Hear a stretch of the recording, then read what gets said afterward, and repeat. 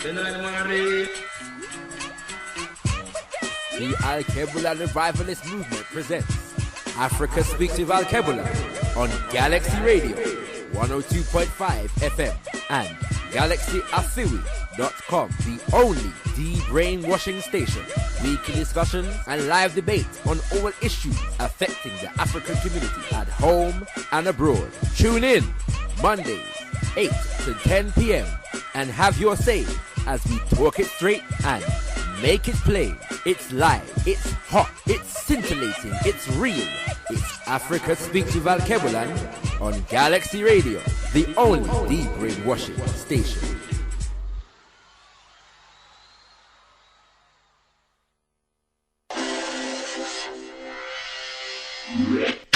Call in now on 07983 852 952 or 07538 005 634.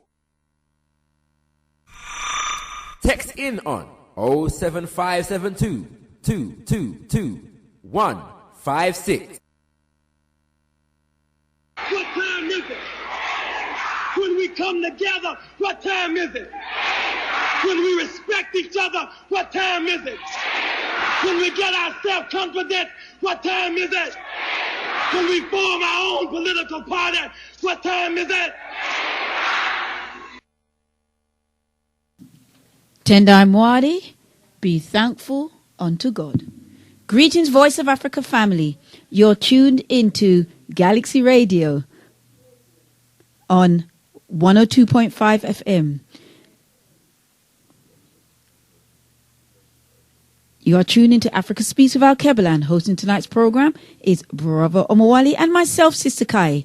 It's Monday, the 30th of March, and it's 5 minutes past the hour of 8. Alkebu-Lan is known for keeping its finger on the pulse of the community, addressing the most pertinent and controversial issues some radio stations just won't touch. So keep it locked on 102.5 FM or www.galaxyafiwi.com and join us for the next 2 hours by calling 07983 852 952 or 07538 008 634 and text us on 07572 222 156. On Africa Speaks with Alkebu-Lan, we talk it straight and make it plain. This show is not for the faint-hearted. Tendai Mwari. Yes, sisters and brothers, the discussion this evening is deaths in custody. Will we ever get justice? Deaths in custody. Will we ever get justice? And our special guest this evening is Brother Stafford Scott from the Tottenham Defence Campaign. Yes, sisters and brothers, we're giving thanks and praises as always because we are honoured to be on Galaxy Radio, ministering as well as learning from each other. So if you have a friend that you haven't spoken to yet or would like to remind them to tune in, this is your opportunity. These are the numbers, or this is the frequency, 102.5 FM or www.galaxyafiwi.com. Give them a call. Tendai Mwari. Tendai Mwari, greetings and welcome, Brother Omowale. Tendai Mwari, Sister Kahi, greetings and welcome. Giving thanks and praises to Mwari and Yakusika, God, the creator of the universe, for the spirits of Muzumukuru, our great ancestors. Rumbitsu Kanamwari Africa. To the God of Africa, be the glory. It is a joy to be an African, and it's a joy to be on this very, very special station, Galaxy Radio 102.5 FM, www.galaxyafiwi.com. Galaxy is the only de-brainwashing station. Tendai Mwari, Sister Kai. Right. Now, Sister Kai, bro. Just to say that this is a powerful, powerful medium, and I just want to speak to a few things in relation to the contributors, some of the pilots on this station. First of all, I want to give a special and I just want to connect with our spiritual leader, Brother Leader Mbandaka, for this as well. Because there's a lot going on in our community, even in the very station that we have here, Galaxy Radio 102.5 FM. Tendai Mwari, greetings and welcome, Brother Leader. Tendai Mwari, greetings and welcome, Brother Leader. Tendai Mwari, greetings, Sister Kai, Brother Mwale. And to our treasured listeners, I bring greetings as always in the most precious, powerful and bountiful name of our motherland, Alkebu-Lan, Mama Africa, in the sacred spirits of our gracious ancestors, and in a prayer for oneness, hope, and prosperity for all African people on the face of Mother Earth. Rumbizokuna Africa. To the God of Africa be the glory. Tendai Mwari. Tendai Mwari, my brother. Yes, this is Africa Speaks of Alkebu-Lan on 102.5 FM. www.galaxyafiwi.com. This is Africa Speaks of Alkebu-Lan, and sisters and brothers, as we announced last week, the passing of our grandmaster teacher, Baba Yosef Ben Jokanan. I can say, brothers and sisters, that the date for the memorial ceremony has now been set, and that is Friday, the 17th of April at the Caribou Center. Friday, the 17th of April at the Caribou Center, which is on Gresham Road, Brixton, Southwest 9. Sisters and brothers, we give thanks and praises because it's been a challenge trying to get this organized, but this great Baba has to be honored by Africans in the UK, and we know that you will turn out in support. He has given the African community worldwide so much, and we have built and continue to build on his legacy. So the doors will open at 5 p.m. and as the weeks go on, we will be updating you further. But just log this in your diary. It's 5 p.m. Doors open 5 p.m. on the 17th of April. Friday the 17th of April at the Caribou Center, Gresham Road, Brixton, Southwest 9. Just about a few minutes from the train station, Brixton train station, if you're not familiar with the center.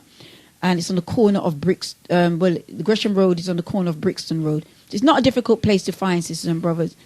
But we are honoring Baba Ben. It's a memorial ceremony. So we don't charge because it is a ceremony, but, donations are always welcomed. Tendai Mwari.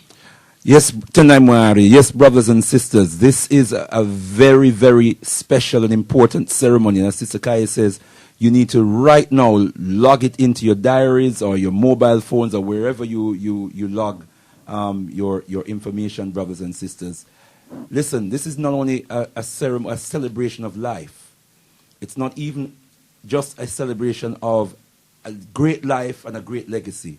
This is a ceremony of national honor, a ceremony where that nation is called to honor a great man, a man who has given so much of himself for the empowerment, for the upliftment of African people. I said last week, a general in the war for the restoration of the African mind. He wasn't just a university professor, brothers and sisters.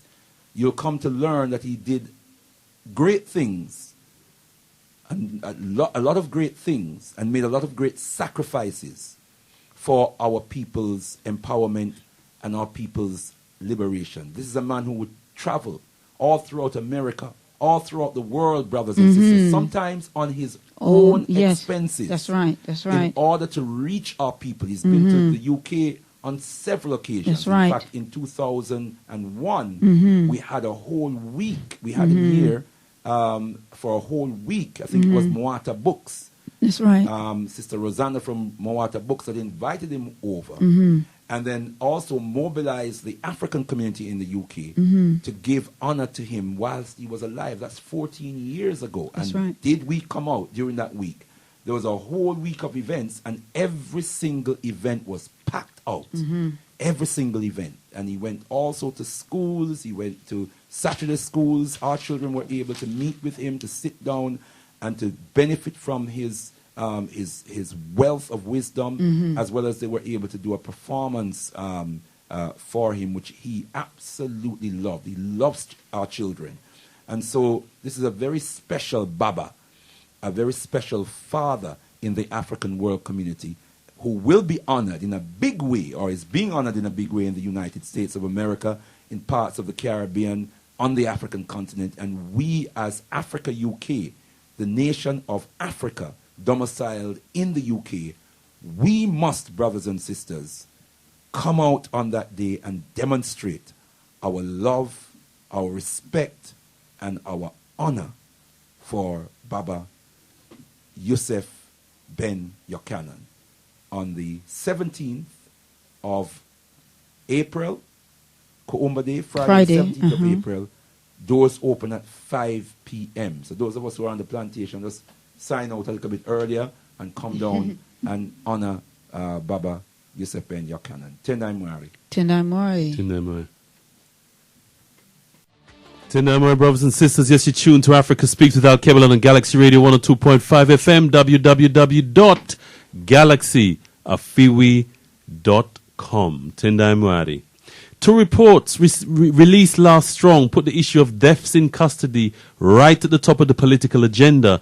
Although thematically similar, each provides a starkly different prognosis of the issue.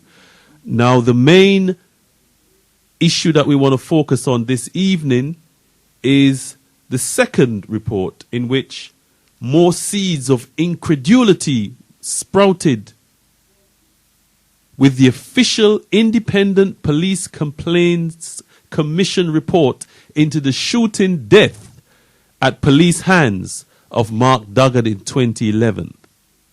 Coming a year after the perverse inquest verdict of unlawful killing, the 500-page IPCC report that considered 1,200 documents, 500 witness statements, and 340 exhibits and footage found no misconduct on the part of the police in the operation that led to Duggan's death.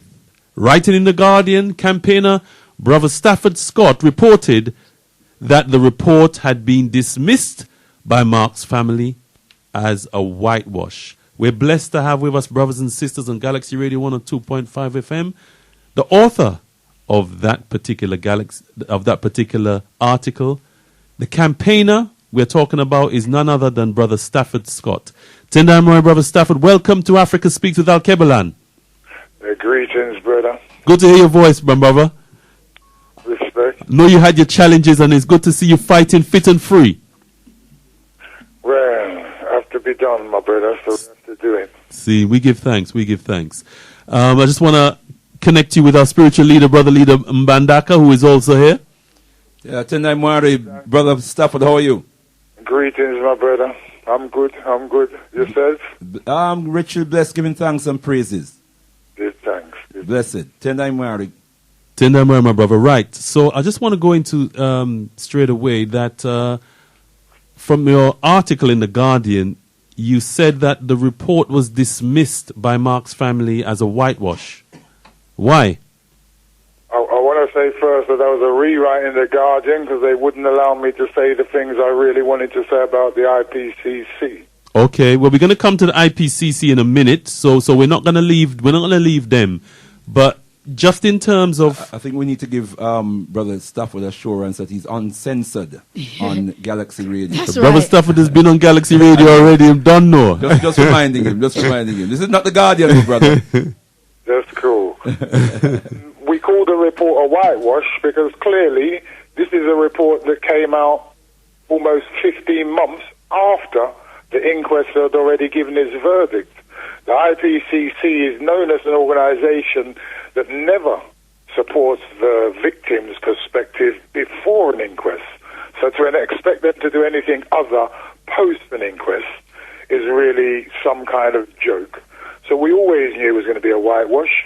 It's clear by looking at the report, 500 pages, not worth the paper it's written on, and it's clear that they've only taken the police officer's line.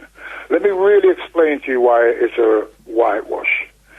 those people in the IPCC, when using public money, right, and I should say this is the reason why we believe we got the perverse verdict, when using public money, all they chose to do was employ experts, and every time they said that the gun was in Duggan's hand at the point that he shot.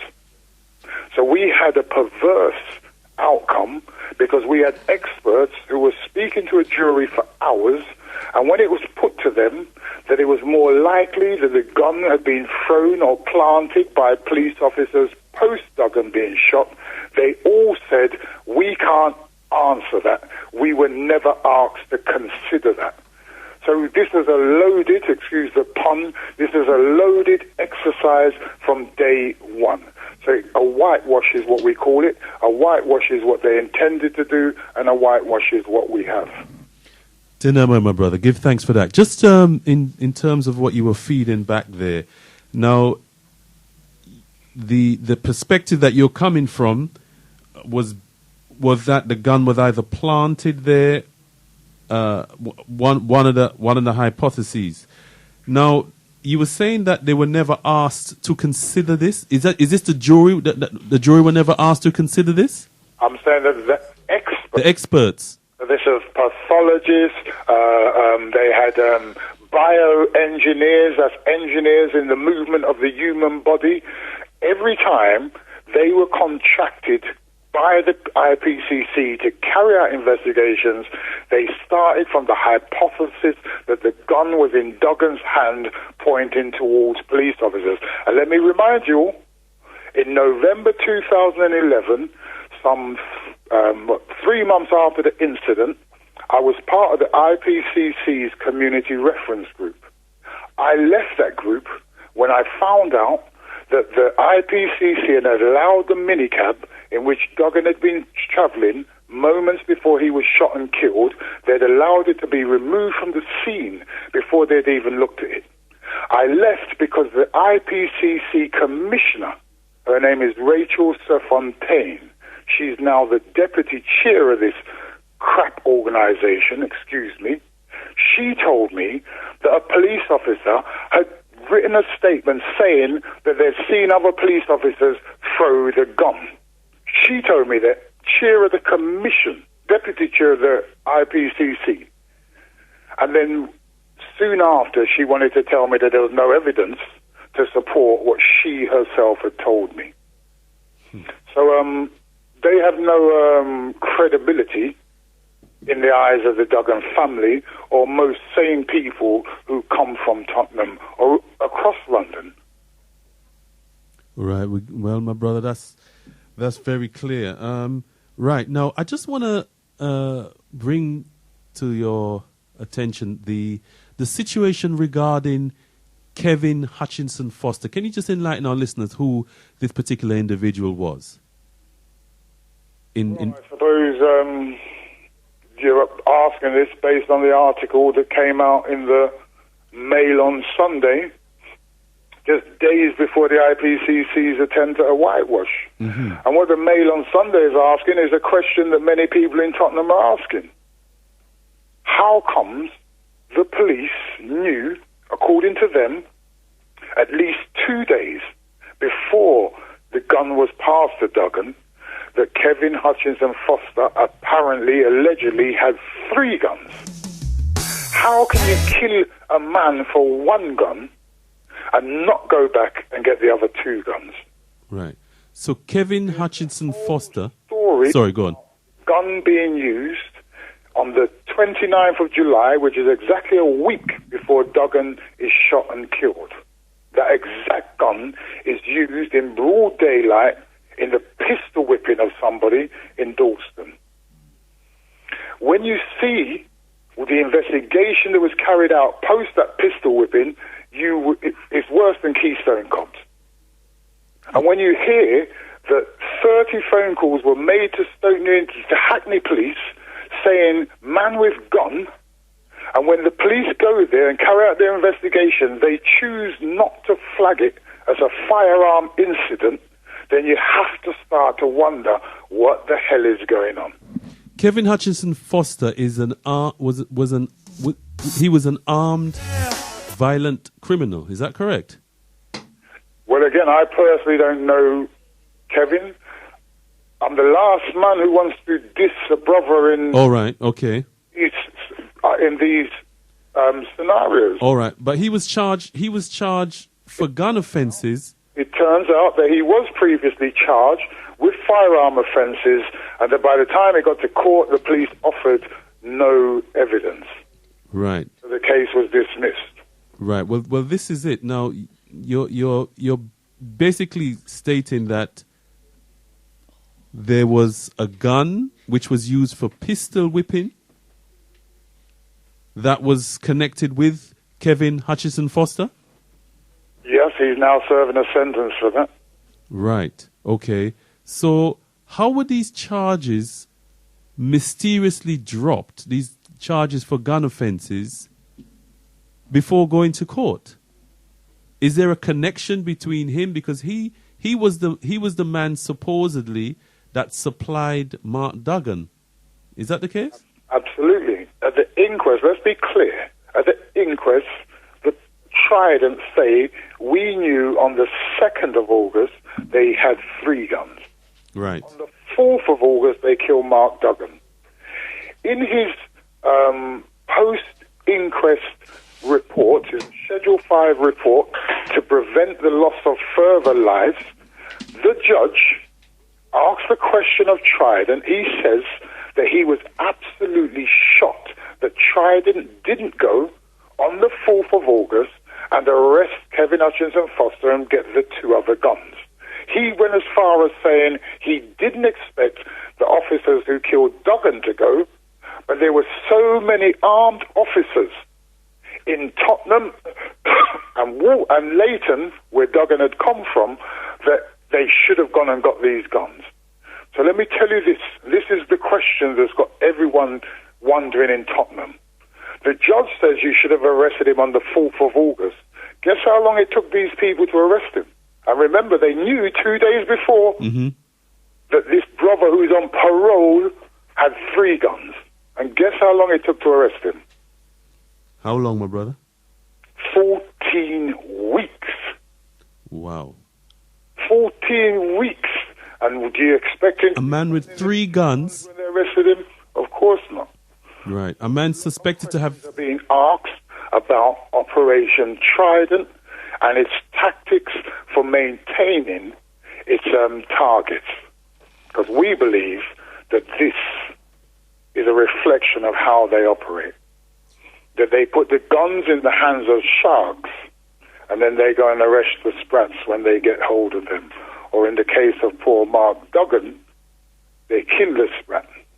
Very interesting analogy there, my brother. Brother Stafford, you may or may not wish to or be able to answer this question, but I'm going to ask you anyway because it is a view that is in the public arena that Kevin Hutchinson Foster is an informant, a police informant, or some kind of agent of the police. Is that something that you are aware of? Is that something you may be able to comment on? It's a view that's getting a lot of traction in the community. It's certainly what the Mail on Sunday said in a double-page spread. And let me remind people, the Mail on Sunday is no friends of Tottenham or no friends of the Duggan family. Absolutely. And that's exactly what they're saying. And the Mail on Sunday called Mark Duggan the victim. Wow. The Mail on Sunday spoke about uprisings and not riots, because if it is suggested that he was set up in that way, then that was clearly an uprising where people rose up against that. The Mail on Sunday, not the Guardian. Very interesting. On the basis of this, the family will relaunch their campaign, new targets, and we will be calling for a public inquiry to look into the behaviors of Trident. And let me say this to you, brothers, and to your listeners. On the first day of the trial, the very first day of the inquest, the coroner's QC raised three issues that the jury had to pay specific attention to. The first was an anonymous letter that spoke about exactly what we're speaking about now. It wasn't nothing to do with Kevin Hutchinson Foster, by the way. It named someone else who was supposed to be big in a gang in Tottenham. But it said that he, big in the gang, was getting the guns, giving it to the Sprats, and the police was taking out the Sprats. At the inquest, the police rubbished that letter.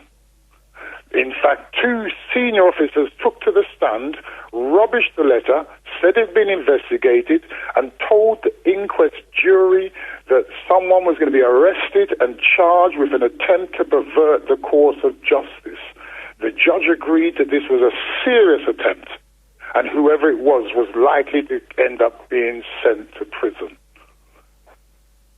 This was the... Issue one.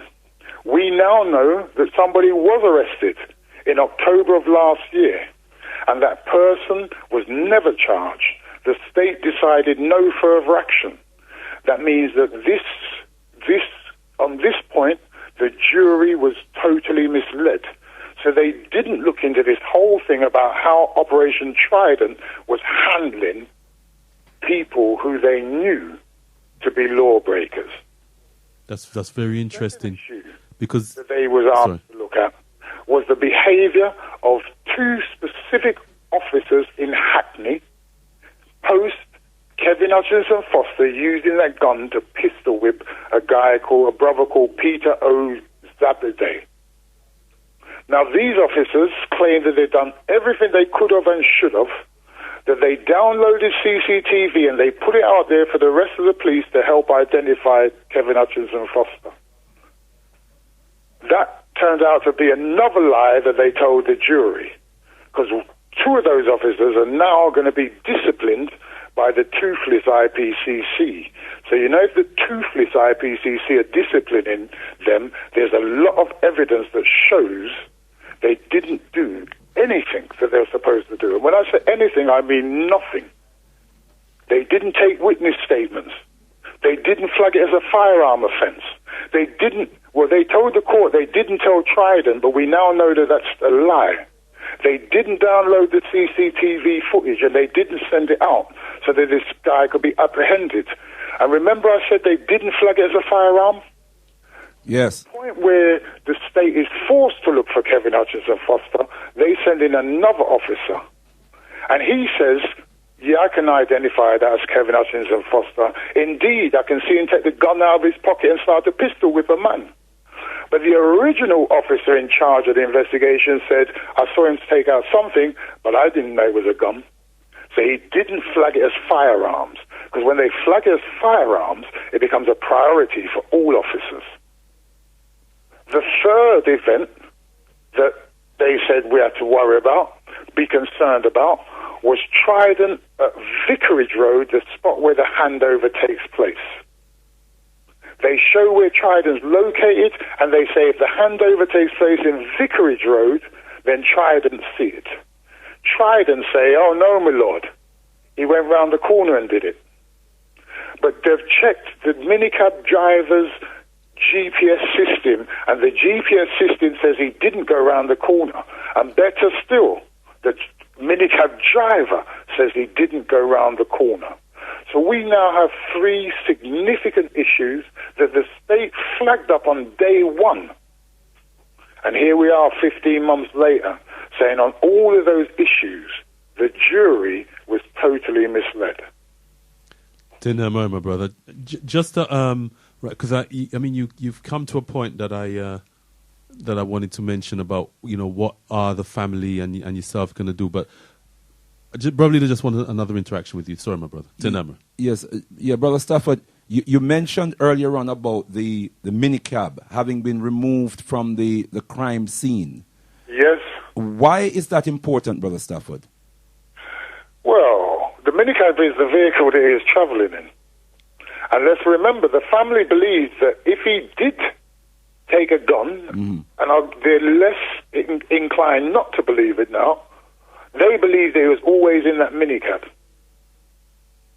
So the minicab was sent away, and then when they realized that the gun wasn't at scene, they called back for the minicab so they could take out the gun and put it where they wanted to put it. The minicab also ends up, they said there was no forensics. There's blood on the side, and even better, inside the phone that was in his hand is back in the minicab because it got propelled in there, and also is a bullet that went through his body inside the minicab.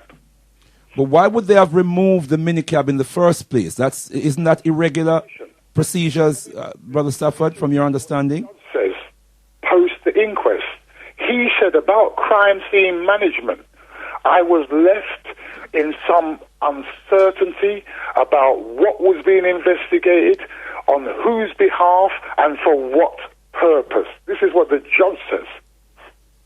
So he's saying there was some hokey-pokey trickery going on that crime scene that even having heard all of the evidence, he still can't understand.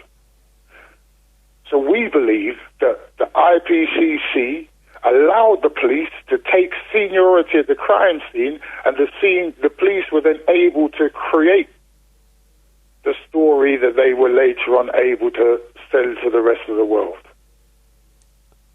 How was this challenged, the fact that they did remove the car? Well, some of it came out in newspapers, and what the IPCC did is the minute it came out in the paper, they took action against the paper, shutting down any debate or any discussion. Some of it came up in the inquest, and as I say, the judge absolutely rubbished the IPC's performance in terms of crime scene management and such. And once you mess up the crime scene, there's no getting back. Well, that is known in the business as contamination of evidence, isn't it?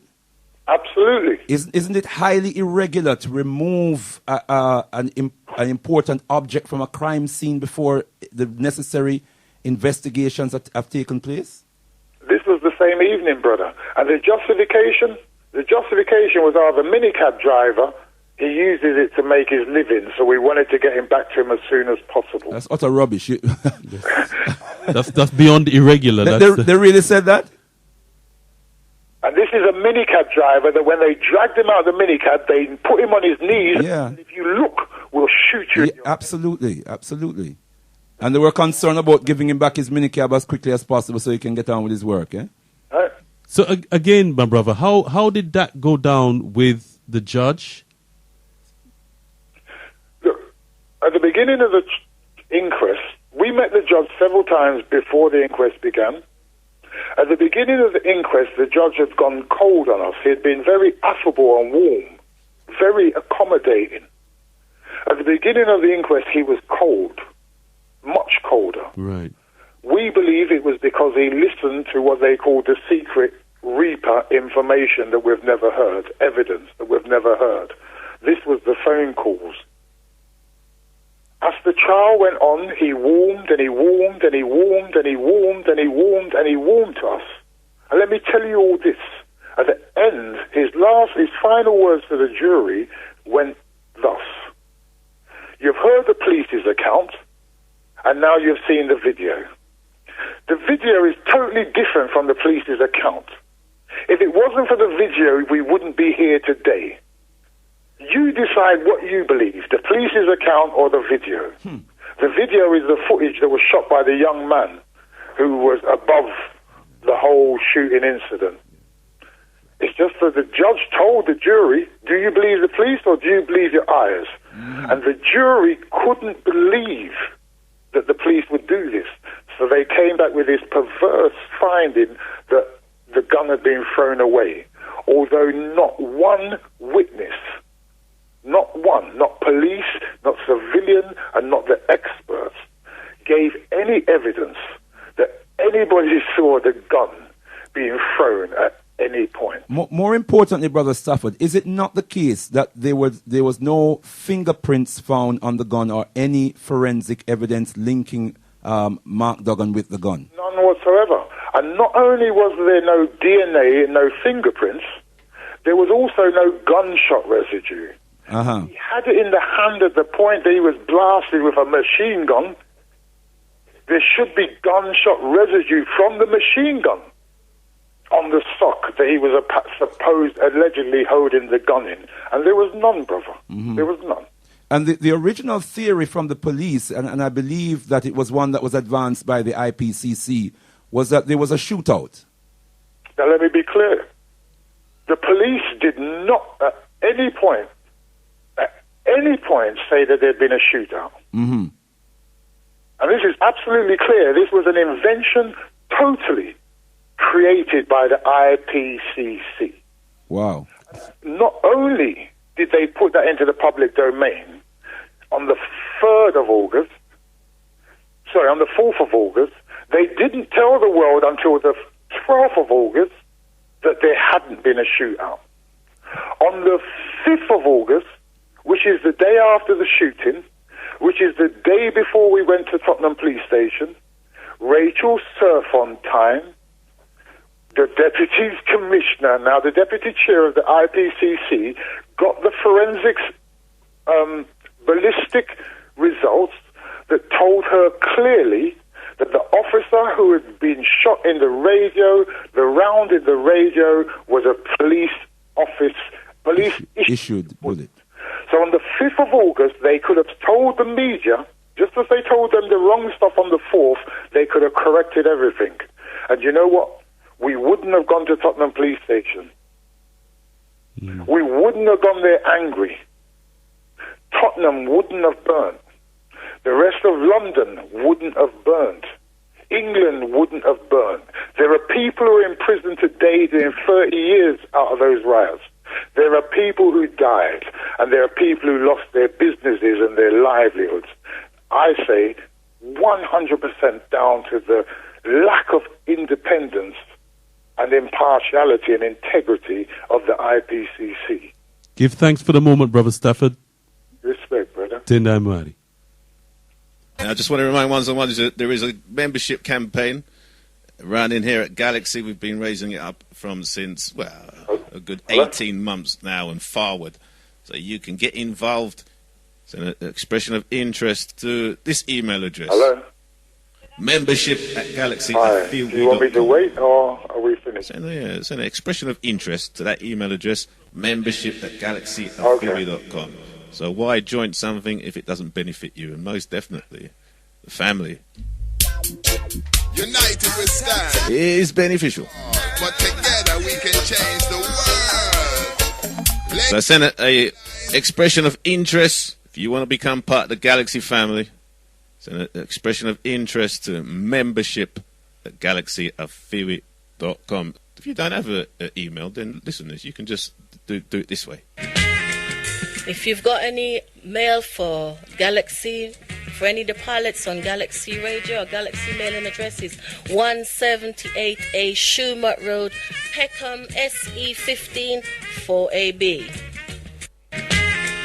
If you've got any mail for Galaxy, for any of the pilots on Galaxy Radio or Galaxy mailing addresses, 178A Shumut Road, Peckham, SE15 4AB. All right, so that's the other way you can get your information to the big G. All right, we give thanks. So join the family. United we stand, divided we fall, but together we can change the world.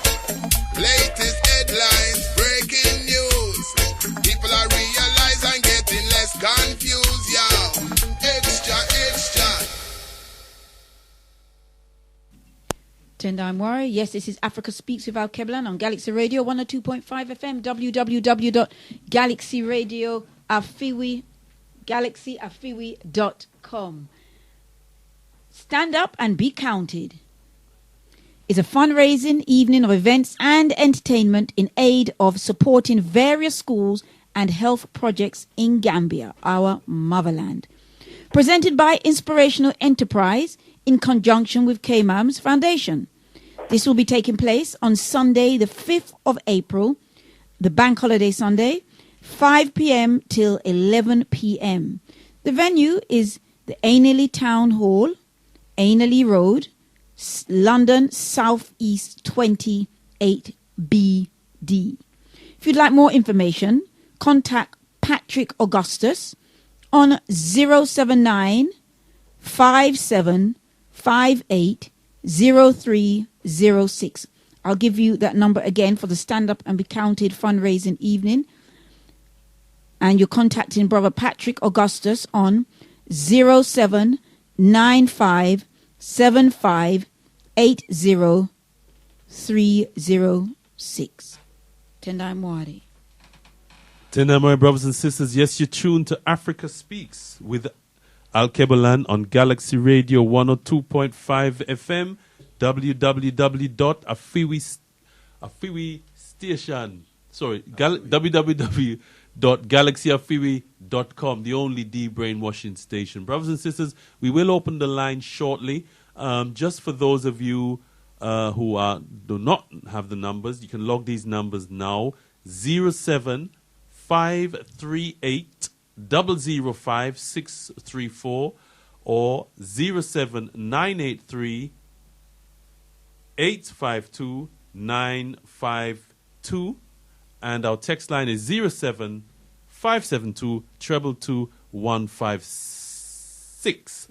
Our subject matter this evening is deaths in custody. Will we ever get justice? And we are interacting with our brother, ardent campaigner for our people, Brother Stafford Scott, who is basically enlightening us about the credibility of the Independent Police Complaints Commission, the IPCC, and the whole scenario and the result of what took place, brothers and sisters, is, according to Stafford, is a whitewash. Brother Stafford, what did the jury find in relation to Brother Mark actually having a gun? What was their findings when he came to the car? He threw it away before he was shot by the police officers. Right. When he came out the car. So when he came out the car, what did the jury find? Did the jury find that... This is the problem that everybody has now. The police say he came out of the car, gun in hand. The officer who shot him, V53, said he was pointing towards his colleague, so he shot him. He says he shot him in the arm first. Our pathologist said he shot him in the chest first. He says Duggan then spins round, gun in hand, and he says it was a freeze frame moment. I will never forget those moments for as long as I live. He said it in the two trials of Kevin Hutchinson Foster and the inquest of Mark Duggan.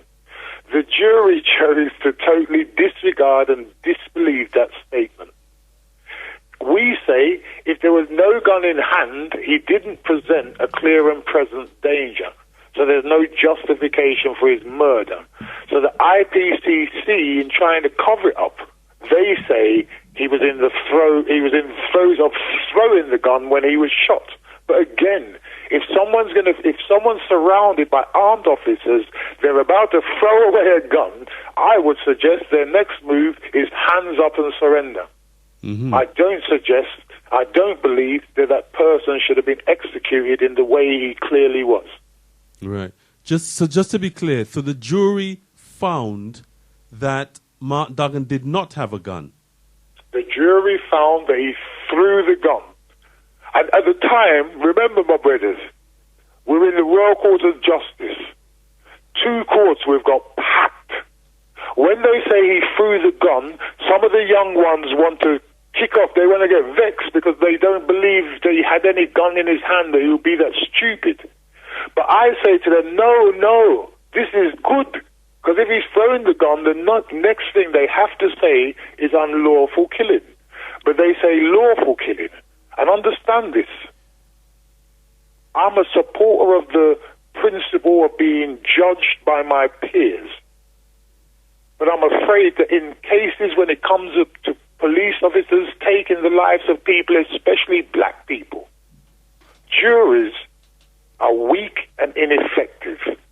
Because the police always have what we call a safety net, a get-out-of-jail-free card. And the get-out-of-jail-free card is that they say they had an honestly held belief. And it doesn't matter if the belief is wrong or right. As long as they honestly held the belief, and that's why they acted in the way they did, then they would always come back as lawful. Brother Stafford, just again for clarity, is it not the case that the jury found that he threw the gun from the car, but when he emerged from the car, he did not have a gun in his hand? Wasn't that the findings? That's what the jury said, but there was no evidence to support that whatsoever. No, absolutely. But the point I'm making, however, is... That is what the jury decided. Yeah. Now, two things. Is it not the case that the minicab driver gave evidence that it was impossible for him to throw the gun from the car because the window of the car was locked? Absolutely. And so did several officers say it was impossible. Okay. And furthermore, the essential point is that the jury found that when he actually emerged from the car, I think they found 9-1, if I remember correctly, that when he emerged from the car, he did not have a gun in his hand. I think it was 8-2, and that's what they found, yes. They did not have a gun. Okay. Then, my brother, so the issue of lawful killing then, how did the jury come to this conclusion of lawful killing of a man who didn't have a gun? As I say, that's why we, the family and the campaigners, call it a perverse judgment. They come to that decision based on the officer's honestly held belief. But we say that the officer superseded the honestly held belief. If someone put their hand in their jacket, I could say I had an honestly held belief he had a gun. But if I say he took the gun out and pointed at me, that surpasses that. But the police, this is a safety net that's built for the police to ensure that they're never convicted. And in the public inquiry into Azel Rodney, where judges made the decision, because of their experience and knowledge of the police, they were able to come to the right decision and decide that the murder was unlawful. In our case, we were unfortunate. We had a jury that didn't have the balls or the brains to come to what was the obvious decision to most people in that inquest courtroom. What was the racial makeup of the jury, my brother?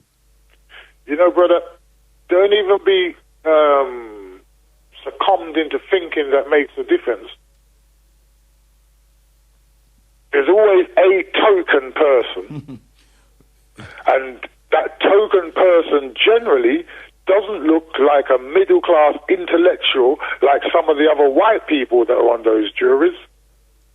So yes, I think could have been 2 mixed-race women on the jury. One of them smiled on me for the first time just before they gave the verdict, as if she had done something good. Maybe she was one of the 2 who didn't agree when the verdict came. But don't be fooled that the token black person can stand up and represent when it comes to that kind of case. Okay. No, I hear you, my brother, but you've said there was 2 mixed race women. Who else? Majority was white other than that. Right. Because clearly, I mean, hearing what you say, Brother Stafford, there is, in the minds of many Europeans, a certain perception of young African men anyway, isn't there? Absolutely, my brother. It's a perception that's peddled by police that somehow, when cornered, we become stronger than any other beast on the planet. We become more scary. When they killed Joy Gardner, they said that she was the strongest woman they'd ever seen in their life. Since Wonder Woman, wasn't it? They said he got into such a temper that he literally imploded. They said he imploded internally. Internal combustion is what killed him because he got into such a rage. They peddle this perception that somehow we're superhuman, and then that stereotype lasts in the minds of everybody. Absolutely. My brother, we have a texter. who wants to interact with you? No, well, the text just says, what is the taxi driver saying? The taxi driver said clearly that he saw Duggan meet with another fella that looked similar to Duggan. Duggan took a box. He got in his minicab. He was pretty happy. He put the box on the floor. The police came to the cab. He ran to the door. The minicab driver says he didn't see him with anything in his hand other than the phone that he'd been on seconds before the stop. He said then he couldn't see anything because the police officers put their rifles on him, their machine guns on him. They put him on his knees. They told him, do not look or we'll blow your effing head off. Right. He said Mark Duggan did not deserve to die. Didn't he say he thought the way that the police approached the whole operation, he thought there were a bunch of thugs coming to rob him or something like that? He said he thought that first because they didn't shout out that there was police, he thought they was coming to rob him. Then when he worked out that they were police, he said he didn't understand why they were so angry, why they were behaving in the way that they behaved. They terrified the man. Mm-hmm. And were the police challenged about this? Absolutely. But they give a whole different story, a whole different account. They try to justify their behaviors and say that they didn't threaten to shoot him. But they would say that. Tendai Mwari, the lines are open now. Tendai Mwari, yes, the lines are open, brothers and sisters. You can interact with Brother Stafford Scott. And the numbers are 07538 005634 or 07983 852 952. You can also text us on 07572 222 156. Tendai Mwari. Tendai Mwari.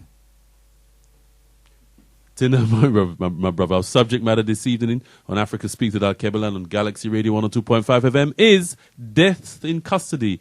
Will we ever get justice? Tendai Mwari. Tendai Mwari, Brother Leader. Yes, Tendai Mwari. Brother Stafford, I don't know whether you were able to listen to James O'Brien on another radio station during the week, last week, where he, amongst other things, said that Mark Duggan had a criminal record as long as your arm. Well, if we did hear that, we'd sue him. Sorry?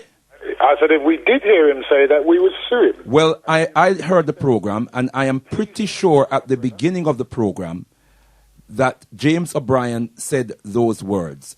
I am sure I did not mishear him. That particular station does podcasts, so yeah, I think it's worth investigating that and taking appropriate action. I am absolutely, brother. Just explain, my brother, why that's being contested by yourself. Yeah, why that statement is being contested by yourself. Absolutely, it's contested by the facts. The facts as were read out in the court. He had something for driving, and he had something for receiving stolen goods, and he had something for possession of a small amount of cannabis. All of them were time spent. He had no conviction for violence whatsoever, much less gun crime. Nothing of the sort. Right. Just going back to this box that he received, bearing in mind that he wasn't known for gun crime and involved in gun crime, was there not a perception that it could have been something totally different? Okay, again, in the Mail on Sunday story, right, this is how it goes. When they start out this operation, they put Mark Duggan, risk low. Mark Duggan, threat low. And in a report that we've seen, it says clearly that as far as they were concerned, he was simply transporting it from one spot to another spot. But we don't actually know if there was a gun in the box. The family were always reluctant to accept that. But based on all they've learned, and I think that this is that people need to understand that the family has moved. It's not that the family are just being set in their ways. Based on all they've heard, they're no longer arguing that there was a firearm in the box. Right. I want people to understand that Isn't it the case, Brother Stafford, that to make. isn't it the case, Brother Stafford, that whatever was in that box, the police, the evidence that was presented to the court, there was no one who stood up and said, yes, they witnessed the gun being in the box. The only evidence linking Duggan to the box was Duggan's fingerprints on the corner of the box. His DNA or fingerprints was not found on anything else. Yes. So it wasn't found on the gun. Absolutely not. Yeah. Or the sock that encased the gun. And there's no evidence was presented in the court in respect of the gun being removed from the box. Am I correct on that? Other than the fact that it was found 14 feet away from the dead man's body. But not in the box. Not in the box. Okay. Tendai Mwari, we have Brother Colin from South Norwood on the phone who would like to engage with Brother Stafford. Tenamo, just before... sorry, Sister Kai, just before that... Colin comes in. Go Yeah, ahead. just before Brother Colin comes in, we understand that it was actually Nick Ferrari who made that statement. Well, if Nick Ferrari made that statement, then James O'Brien was the second person to make that statement okay. that So morning. you heard James I heard O'Brien, James O'Brien as well as Nick Yes, Ferrari. Okay, and all this can be verified because these are on podcasts, and our people are diligently going about the case now. So we appreciate that. It must be editorial policy. Tendai Mwari. Tendai Mwari. Brother Colin. Tendai Mwari, Brother Colin. Welcome to Africa Speaks with Alkebu-Lan. Tendai Mwari, or good evening as the case may be to yourselves and your listeners. Just a note for the sister in the studio. Those of us who live in South Norwood refer to anally as anally. So if you're an African and you live in South Norwood, anally is anally. Not anally. Not anally, I say. We as Africans don't deal with anywhere called anally. Anally. All right, okay. That is the venue for the event that you discussed. All right, thank you. Anally. All right, okay. Must be the East London accent. Go ahead. Well, I think just to avoid any misunderstanding. Yeah, that could have some serious repercussions. Anally. Right, okay. Let us move to the far more serious issue of the killing of Mr. Duggan. Now, I was listening to Galaxy Radio, like many others, as recently as yesterday afternoon, during the interactive talk show. I'm sure I wasn't the only person listening to tonight's program who heard at about 25 to 3 yesterday afternoon one of the, not a presenter, but a co-presenter of a program on Galaxy, stating, in relation to the killing of Mr. Duggan by the police, he had a gun. That is on record, on tape, and you can obtain a copy of the tape if you're not happy with what I've just said, from the managing director of Galaxy, Brother Bongo Tete. Now, my question is this. If we have presenters or co-presenters, to be more precise, on the de-brainwashing station, claiming on the air that Mr. Duggan had a gun, which is why the police shot him, what hope do we have of convincing the rest of our community that Mr. Duggan did not have a gun?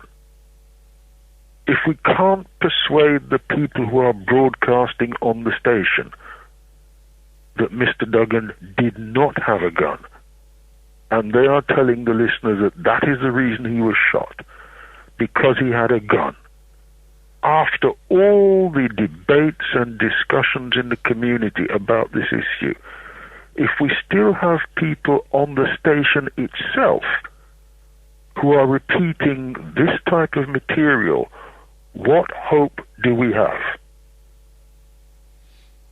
Well, Tendai Mwari, Brother Colin, thanks for that interjection. And it's very, very important.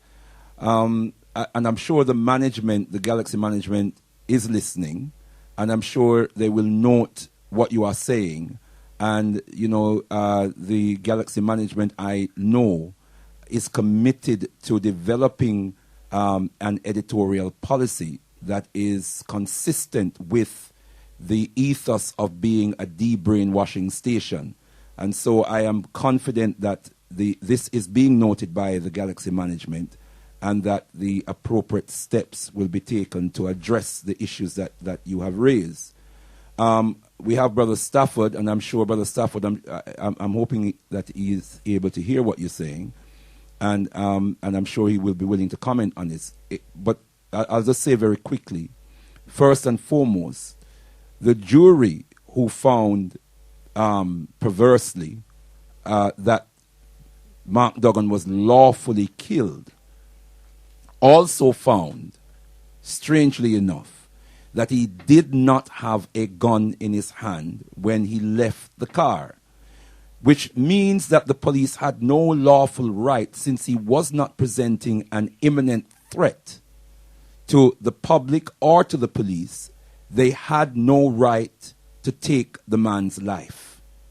It was unlawful killing as far as the evidence that was presented in the court is concerned. Furthermore, as we've heard in this program this evening, there is no evidential confirmation of the contents of the box in which it is presumed the gun that only V53 saw in Mark Duggan's hand, saw V53 being who? Being the killer of Mark Duggan. Yeah? Police. The police who killed Mark Duggan claim he saw in his hand. No evidence was presented, no material evidence was presented in the court confirming that this gun was in the box. Or what was in the box. Tendai Mwari. Brother Colin, I'm going to link Brother Stafford back in a minute. Is there anything you want to say so I can close your comment off? Anything more? I just want to close my call because I was very shocked. I have to say, my brother, if Brother Mandaka is able to hear me, I was extremely shocked. Yeah, I'm hearing you, brother. Yes, my brother. As you well know, I have followed the killings of Africans by the police absolutely over the years in considerable detail. Absolutely. One of the common features that happens in every single case is as soon as an African person is killed by the police, and we've heard it tonight, the propaganda campaign absolutely swings into full effect. Absolutely. What I would like is for the sister who made these comments on Galaxy yesterday afternoon, 4 years after Mr. Duggan was killed, for her to be repeating this police propaganda. I would like her to call in this evening and justify the comments that she made yesterday afternoon. And I do hope that, as you say, the Galaxy management are listening to this, because we don't expect to hear police propaganda on our de-brainwashing station. It must be tremendously distressing to the friends and family of Mr. Duncan, if any of them were listening yesterday afternoon. I'm going to leave it there, but I would like the sister who made those comments to justify what she said on air as a co-presenter on Galaxy yesterday afternoon. It happened at about 25 to 3. You can trace the recording if you like, but I'm sure that there are many people listening who heard that and were as shocked as I was. Can I leave it there for other listeners? Give opportunity. Yes, and we'll give an opportunity for Brother Stafford to respond to that. To tender Brother Colin, give thanks for your contributions. Tender, my brothers and sisters, you tune to Africa Speaks with Alkebu-Lan on Galaxy Radio 102.5 FM, www.galaxyafiwi.com. Our subject matter this evening, deaths in custody. Will we ever get justice? And we're interacting with Brother Stafford. Brother Stafford, we have a few. We have another call on. Oh. Okay, Tenamai. Okay. Respond to that. Right. Would you like to respond to that, Brother Stafford? I think it's better that that's responded to internally, to be quite honest with you, sister. Okay. Yeah. Tena Murray. Brother Stafford, I just want to go into the police in the actual inquest. Yeah. My brother, is it correct that the police were not interviewed for the report? Okay. Now, the police declined to give interviews. The IPCC has the power to compel officers to come in to be questioned if there is for any reason that they don't believe what they're being told. Now, bear with me a moment. There is one particular officer where we didn't learn about this officer's presence until right at the end of the inquest. Now, this officer had previously been involved in a similar situation where he used his gun and he shot at a black man. Now, when the complaints came in about him, the IPCC said that the police should investigate it. That's the Department of Professional Standards. There was a video recording of the incident. So the Department of Professional Standards saw the video, saw that it didn't chime with what the police officer had said had happened. His justification was gone. So they came up with this explanation for why what he saw and what happened wasn't the same.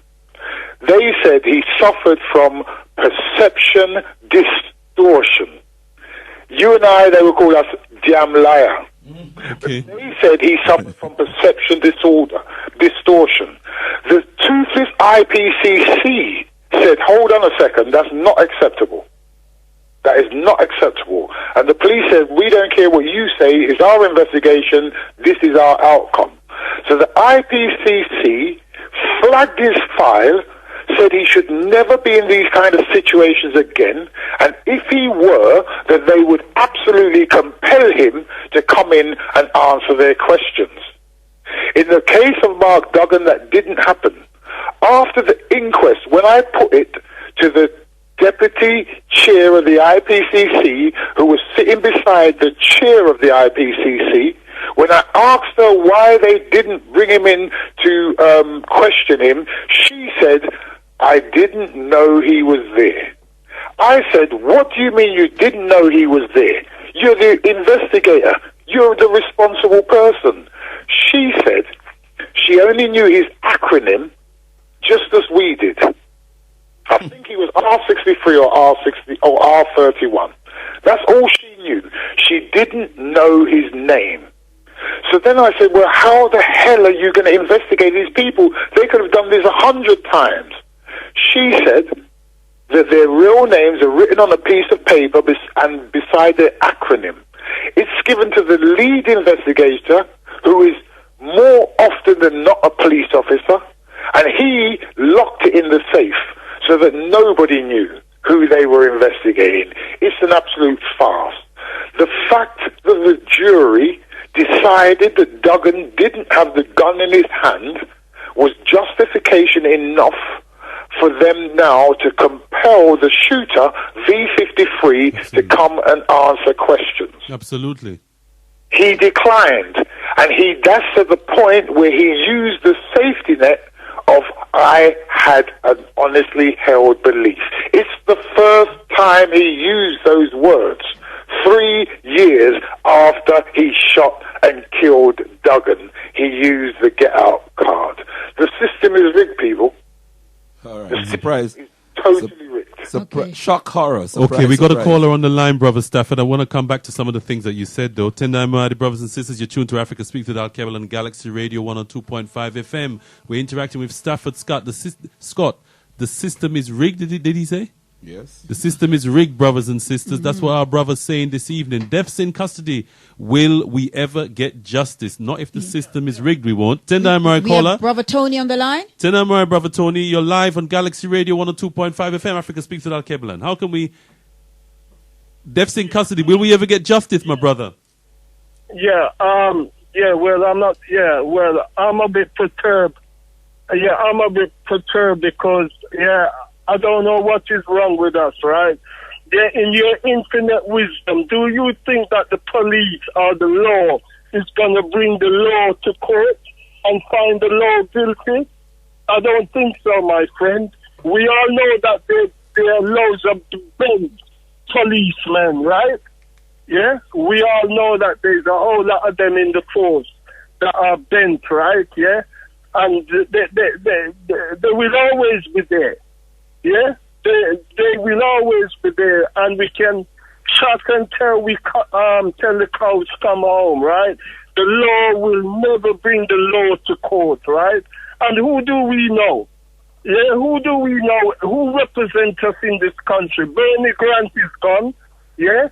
With Bernie Grant dead and gone, we haven't got a leader, yeah? The church supposed to be our leader, but the church is not. He's not interested in the general community, right? Yeah. How many of us even know our local MP? How many of us talk to our MP? Yeah, our local MPs. We have got no representation. We have got no power. We have got nothing at all, right? So, yeah, you know, we are like dry wood to the fire, my brethren. Yeah, we can talk and we can run up our mouth, right? The police will never find themselves guilty. Tendai Mwari. Tendai Mwari. Brother Tony. Brother Tony. So what do you suggest that we do, my beloved brother? What we need, like Marcus Garvey said, right? Mm-hmm. What we need is power. We need money power. We need military power. Right. We need nation building, right? We all sing the same song. No, you're speaking my language. We need a total together. No, you're speaking my language. Let me ask the rider to that question now, my brother. Have you heard of the Interim National African People's Parliament? I'm not really interested in that, right? Because really, in this country, right, we have got no thing that happened before, no groups that happened before that is really successful.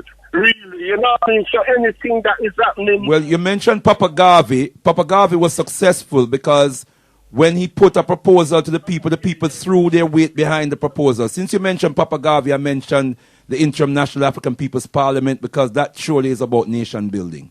Tendai Mwari. Tendai Mwari. Okay. Yeah, brethren. Bless my brother. Mm-hmm. That's Brother Tony. Did you want to make a response? By the way, brothers and sisters, you tune to Africa Speaks with Alkebu-Lan and Galaxy Radio 102.5 FM, www.galaxyafriwi.com, the only de-brainwashing station. Tendai Mwari. Brother Stafford, did you want to respond to our brother? He sounded very full of despair. I could hear his frustrations. I feel his frustrations. But you know what, my brother? I hear that every day, everywhere I go. And I hear it from people who are not willing to stand up. If we all stand up and come together, don't tell me we don't have no power. We have power. That's right. But we have to come together to realize that power. And too many people are of the mind that we have nothing, so we're always going to have nothing. But we got to build for those who come behind us. Word sound. Stand up. If we don't stand up, we're going to be bent over and they're going to be on our backs forever. And you know, this is. Oh, sorry, we've got another caller, Brother Stafford. Right. Tendai, my brother, you tune to Africa Speaks with Alkebu-Lan and Galaxy Radio 102.5 FM, www.galaxyafriwi.com. Did you say Shakara? Tendai Shakara, welcome to Africa Speaks with Alkebu-Lan and Galaxy Radio 102.5 FM. Deaths in custody, will we ever get justice? Yeah, well, I mean, judging by what the information that has been brought down so expertly this evening, the answer to that question is no. If with the right that if we expect justice to be given to us on a platter by this justice system, and it appears to me that when I listen to the information that Brother Stafford is breaking down, as well as much of the information that I know regarding other cases of black deaths in police, and not just police, but mental health institution custody, it seems to me that the justice system is broken, and as has been said, is rigged and flawed. And so it seems to me to be a futile exercise to keep campaigning with regards to the police.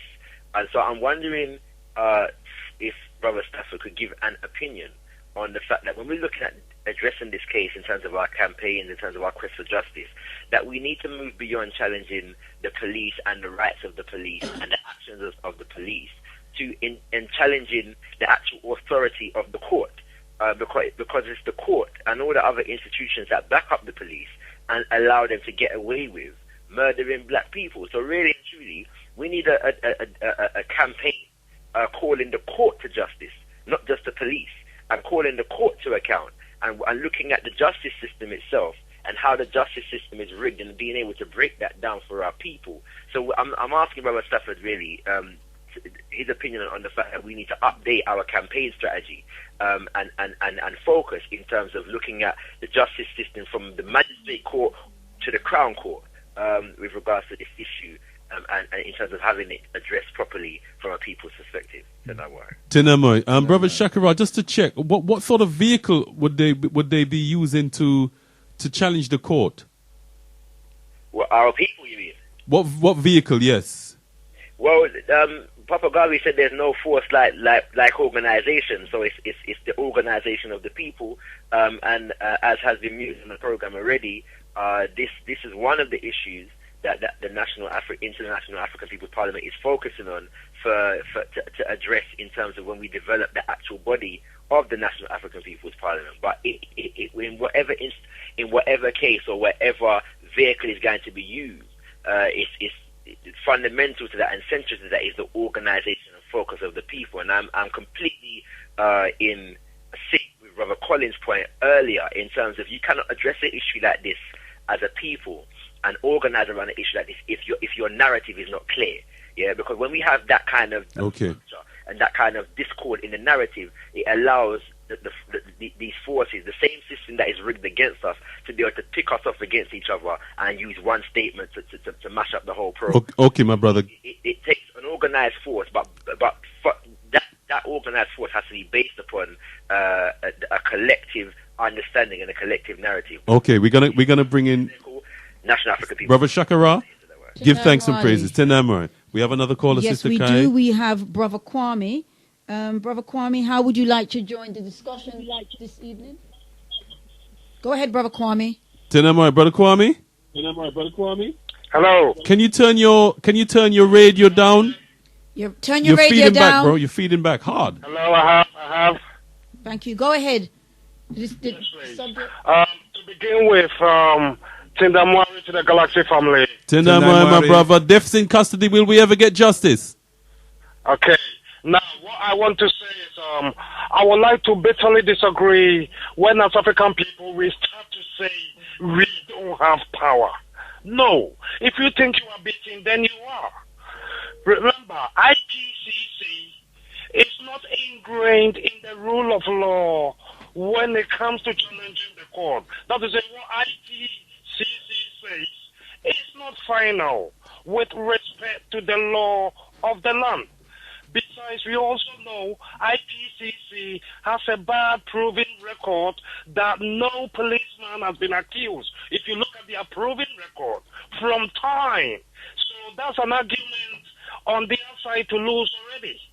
So one can already challenge on a legal basis to even IPCC that their bias, the judgment they have given now is biased. One can challenge that in the first place with facts. Now, what I also know from the McDougan case, peace be upon his soul, with respect to what happened initially, what I knew is the police ballistic report, the gun that they claim he had, I think investigation also proved that same gun was fired by the police. That's what I know. You see? So that is my take on it. That's my take on it. Okay. Thank you very much, my brother Kwame. That's Brother Kwame.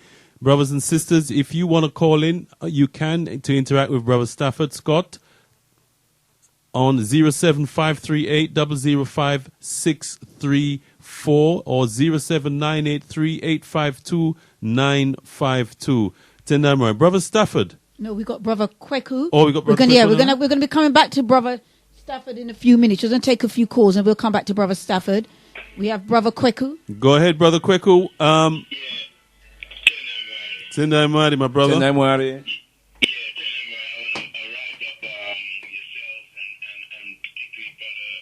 Stafford Scott for his brilliant expose of what's happened. I could feel his pain, I feel his frustration.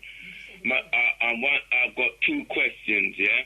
The first one is, the gun which the police said that was thrown, was it still inside the sock or not? I understand they said that it was covered, the gun was covered by a sock when it was in the box. But I don't know if when they said that he was pointing the gun at him, whether it was a gun covered by a sock or not. Because I understand that. I believe that is the case, but Brother Stafford can give us further clarity on that.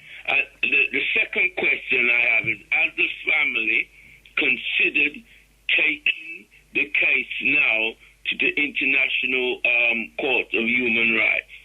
Thank you very much, Brother Kweku. What's the procedure? I mean, you may have to go to a higher court in the land here before doing that. I don't know. But have they considered that? Thank you. Thank you very much, Brother Kweku. Thanks for your contributions this evening. Do we have another caller, Sister We do Kai? have another caller. Okay, let's take him or her. They are interacting on 07538 005 634, and you can do so as well. Well, before I take our next caller, the voice from Northwest. All right. I've got a couple of texts. Let me just read the text before I take your voice from Northwest. What color was the taxi driver? That's one of the questions for Brother Stafford. Irie, we have so much to learn. What happened to the box? And is it routine to keep gun in box? Next texter says he has never spoken publicly. I've never heard any quotes from him in the press. Who? The taxi driver. All right. And this is from Mercedes. The police, are they black police or are they white police? Big up, Brother Tony. Yeah. Tendamwari. Go ahead, voice from Northwest. Yeah, sister. Greetings to all of the family in the studio. Blessed love. Brother Stafford, when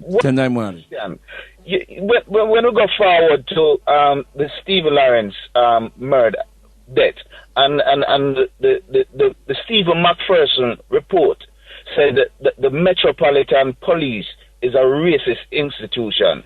Did anything after that go into to try to resolve all of that racist elements within Metropolitan Police? And don't you think that some action need to go towards that? Okay. Right. So that's the Macpherson report. Just to clarify your question. In terms of the all right. Okay. Brother Stafford's got your question. All right. Right. We're going to give an opportunity for Brother Stafford. No, we have another caller. Another caller. Sorry, Brother Stafford. We're going to take as many calls. Just get your pen and paper out, Brother Stafford. You're going to be busy tonight, brothers and sisters. We're blessed to announce that we've been given an extension by the management, a half an hour extension by the management. So we give thanks and praises, and we say Tendai Mwari to Jabu the glory, our management. Tendai Mwari. Brother Stafford, are you okay to stay with us for an extra half an hour? Okay, you're not hearing the callers at all or properly? Not hearing them properly. It's totally degraded, the line has. Oh, my gosh. Okay, right. Brother Stafford, we were asking you, we had a bit of an extension. Are you able to interact with us for another half an hour?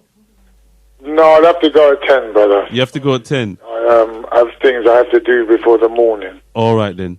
Okay, just to let our listeners know that our brother Stafford has pressing engagements. Sorry, let's get our call. Brother Stafford, I'm going to take this call and we're going to have to give the callers 1 minute each, and then Brother Omwali will feed back to you as best as possible. So we have school teacher. You've got 1 minute, and we have another call, and then we're going to take comments from Brother Stafford. School teacher, go ahead. First of all, I'd like to give Stafford many thanks for actually being the inspiration for many of us who are actually fighting the fight to try and move our people forward and with our young people. He's an inspiration from the 80s when we used to see him. Absolutely. I am concerned that the Mark Duggan case has some similarities in a certain sense to a form of trying to move people out of their particular area. It's like in Peckham, we had the Damiola case, which was not really a case at all. And it was a way to regentrify up the area and to move our people out of a particular area. Now, Tottenham is being redeveloped through the football ground and so on and so forth. So I'm really concerned that this is just another way of forcing our people out of a particular area to regentrify it for the so-called trendy people. Okay. I'm sorry, my brother. I'm good. He hasn't asked his question. Oh, go ahead with the question. You got. Please, if you can bring your question forth.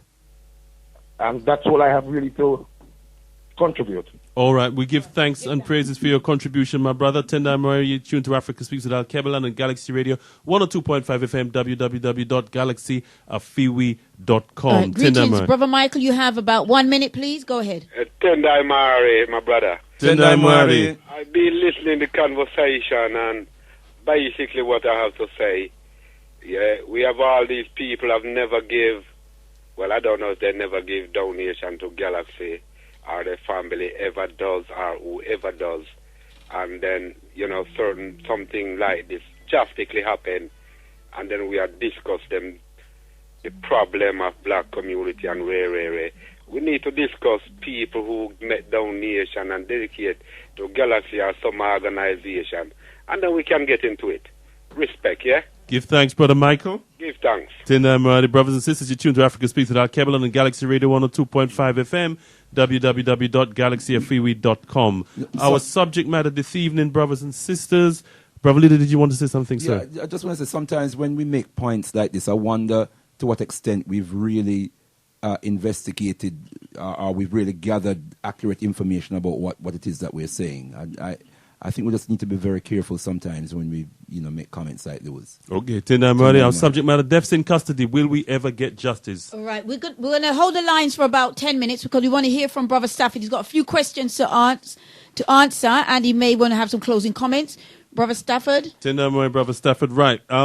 First question we got from Brother Shakara about setting up basically challenging rather than challenging the police, challenging the authority of the agents of the police, agents of the state, like the court itself, the justice system.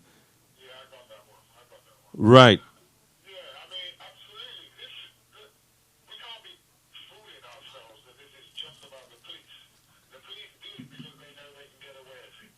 The minute one of them get caught and sent. Go ahead, Brother Stafford.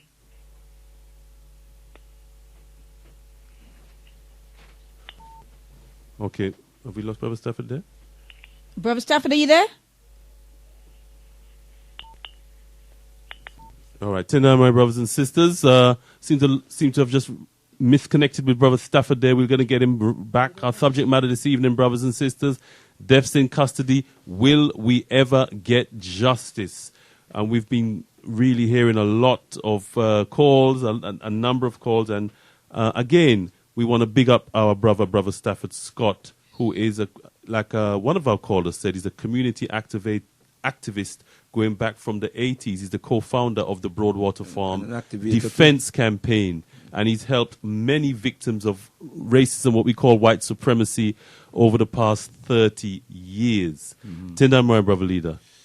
Yes, I know you can testify to that. Absolutely. I've known Brother Stafford for many years, and he is a brother who has, for, as you said, over 3 decades, always stood up for our community, always defending and advocating on behalf of our people, especially our young people. Absolutely. And has always been an inspiration from a very young age. You know, and he's just got a powerful technique of dealing with the media. Absolutely. I just love to see how Brother Stafford deals with the media. He's dealing with back us. Yeah, Tenamore, Brother Stafford. Sorry about that. Yes, greetings. Yes, yeah.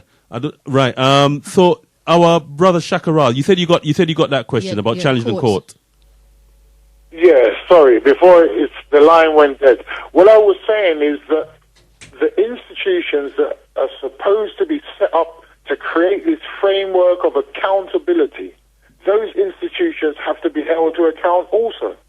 And that includes the IPCC, who seldom find that there's a case to answer, and it includes the CPS, the Crown Prosecution Service, who refuse to prosecute when juries come up with verdicts of unlawful killing, like in the case of Roger Sylvester. And when they are forced to prosecute, as in the case of you'll see that they don't do it properly, that they fail to do anything that's going to shake the police's resolve that they can kill at will and get away with it all the time. Okay. All right, Brother Stafford, we've got a few more questions for you. Right. Brother Kweku asked a couple of questions. Was the gun fired, or was the gun in the sock, or was it not when it was supposedly fired, allegedly fired at the police? What was the account? Was the gun still in the sock? No, Tenamwari. I think that, sorry, Brother Stafford. I think the question is whether the police is claiming, V53, is he claiming that the gun was in the sock when Mark allegedly fired the gun? Yeah. No, not fired the gun. Allegedly aimed the gun. Aimed. Sorry, yes. The gun was found in the sock, and V53 claimed that he clearly saw it in the sock and could see the trigger chamber sticking out from a hole within the sock. So even though supposedly the gun was in the sock and he could see the trigger chamber, and the gun was supposedly flew out of his hand or thrown after he shot him, the gun still remained in the sock when it was found. Yeah, Brother Stafford. I think we might have lost Brother Stafford again. My brothers and sisters. No. Go ahead. Go ahead. My Brother Stafford, did you get that? My brothers and sisters. We seem to have lost Brother Stafford again. I wonder if he's going to give us a little extra. Tendamore. Okay, Tendamore, brothers and sisters. Right, Brother Leader, you were talking about the sock. Yeah, but a strange story. That's a strange story. I mean, and that's how I remember the information I remember gathering. It's a strange occurrence that this gun was supposedly in the sock. It was found in the sock, and it wasn't fully in the sock. And according to the police evidence, the gun that he saw, he could see the trigger chamber, so it wasn't fully in the sock even as he saw it. But when he shot Mark Duggan, he said he don't know where the gun went. But if it ended up 20 feet away, it must have flown by some strange occurrence. It must have flown out of his hand and ended up 20 feet away, but still lodged in the sock. Okay, Brother Stafford. Greetings. Yes, right. So I think did we deal with the sock issue? Yeah, I was saying to you, Brother Stafford, the story amounts to the gun being in the sock allegedly when the police saw it in Mark Duggan's hand. The trigger chamber could be seen, so it wasn't fully in the sock, and it flew somewhere after he shot him, and where it ended up 20 feet away, it was still in the sock. In the sock, and no police officer saw the gun flying to the spot 14 feet away. Yes. Let me remind everybody, there was 11 armed officers there. Only 2 officers have ever said they ever saw the gun at any point before it was found 14 feet and over the wall. I think we've lost Brother Stafford. Are you there? Yes. Oh, all right. Okay, Brother Stafford. The other question was: has the family considered taking this case to the International Criminal Court, basically a higher body, Absolutely, but before you're allowed to go there, you have to exhaust all the processes here, and that's what we're currently doing. Okay, well, thank you for that. Nice and brief. Right. You said you did get the other question from our brother from Northwest who was basically talking about the Stephen Lawrence, the Macpherson report, and was there anything that was sort of learnt from there or anything applied from there? I think that's what he was driving at. But you said you grasped what he was getting at. You know what happened here, brothers and sisters? On the back of the Stephen Lawrence inquiry, what they called the Macpherson report, this country had devised the most powerful piece of race relations legislation imaginable. Well, not supposed to say imaginable, but the best piece of legislation ever. It's the legislation that now all equalities legislation is based on. That's gender. That's sexuality. That's disability. Everything is based on our experience and the legislation they put in place to protect and support our growth. The thing is they decided not to tell us that the legislation was there. It was called the Race Relations Amendment Act. And they put that man that we all saw on telly just about 10 days ago, is Dottie Briney and Trevor Phillips, to police it. And he sold us down the proverbial Swanee. What do you mean by that, my brother? Explain what happened. The legislation was powerful and it made requirements of all public sector bodies.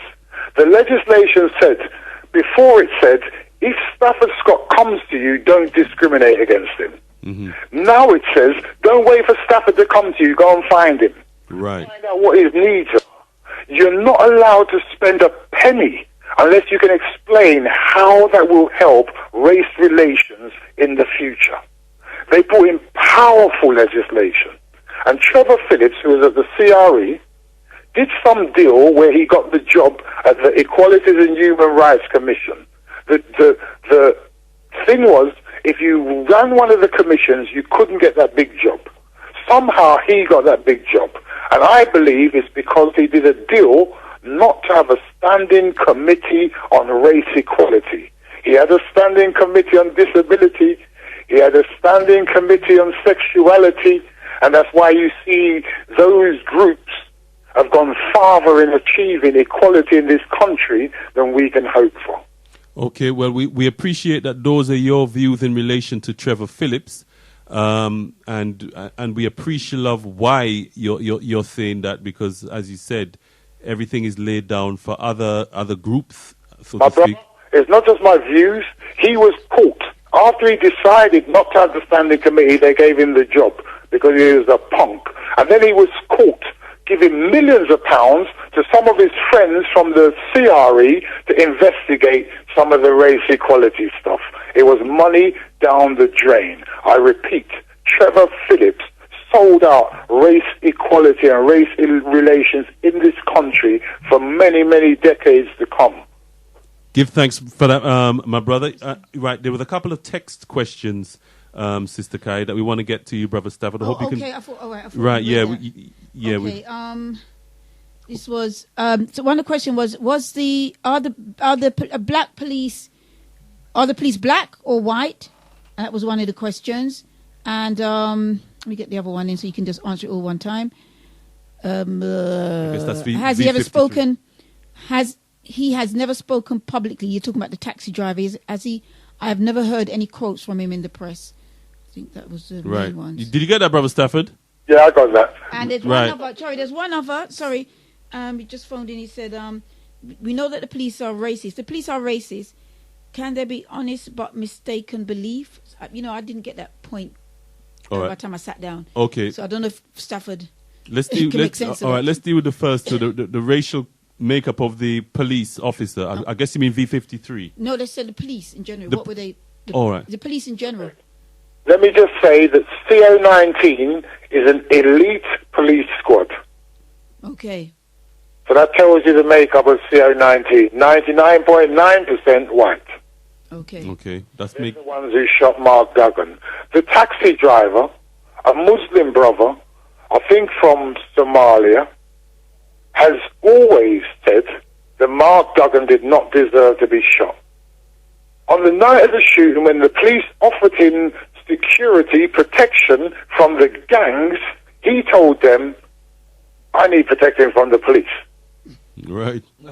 So you know exactly where that man was. They put guns at his head, and they told him if he moved, they would shoot and kill him.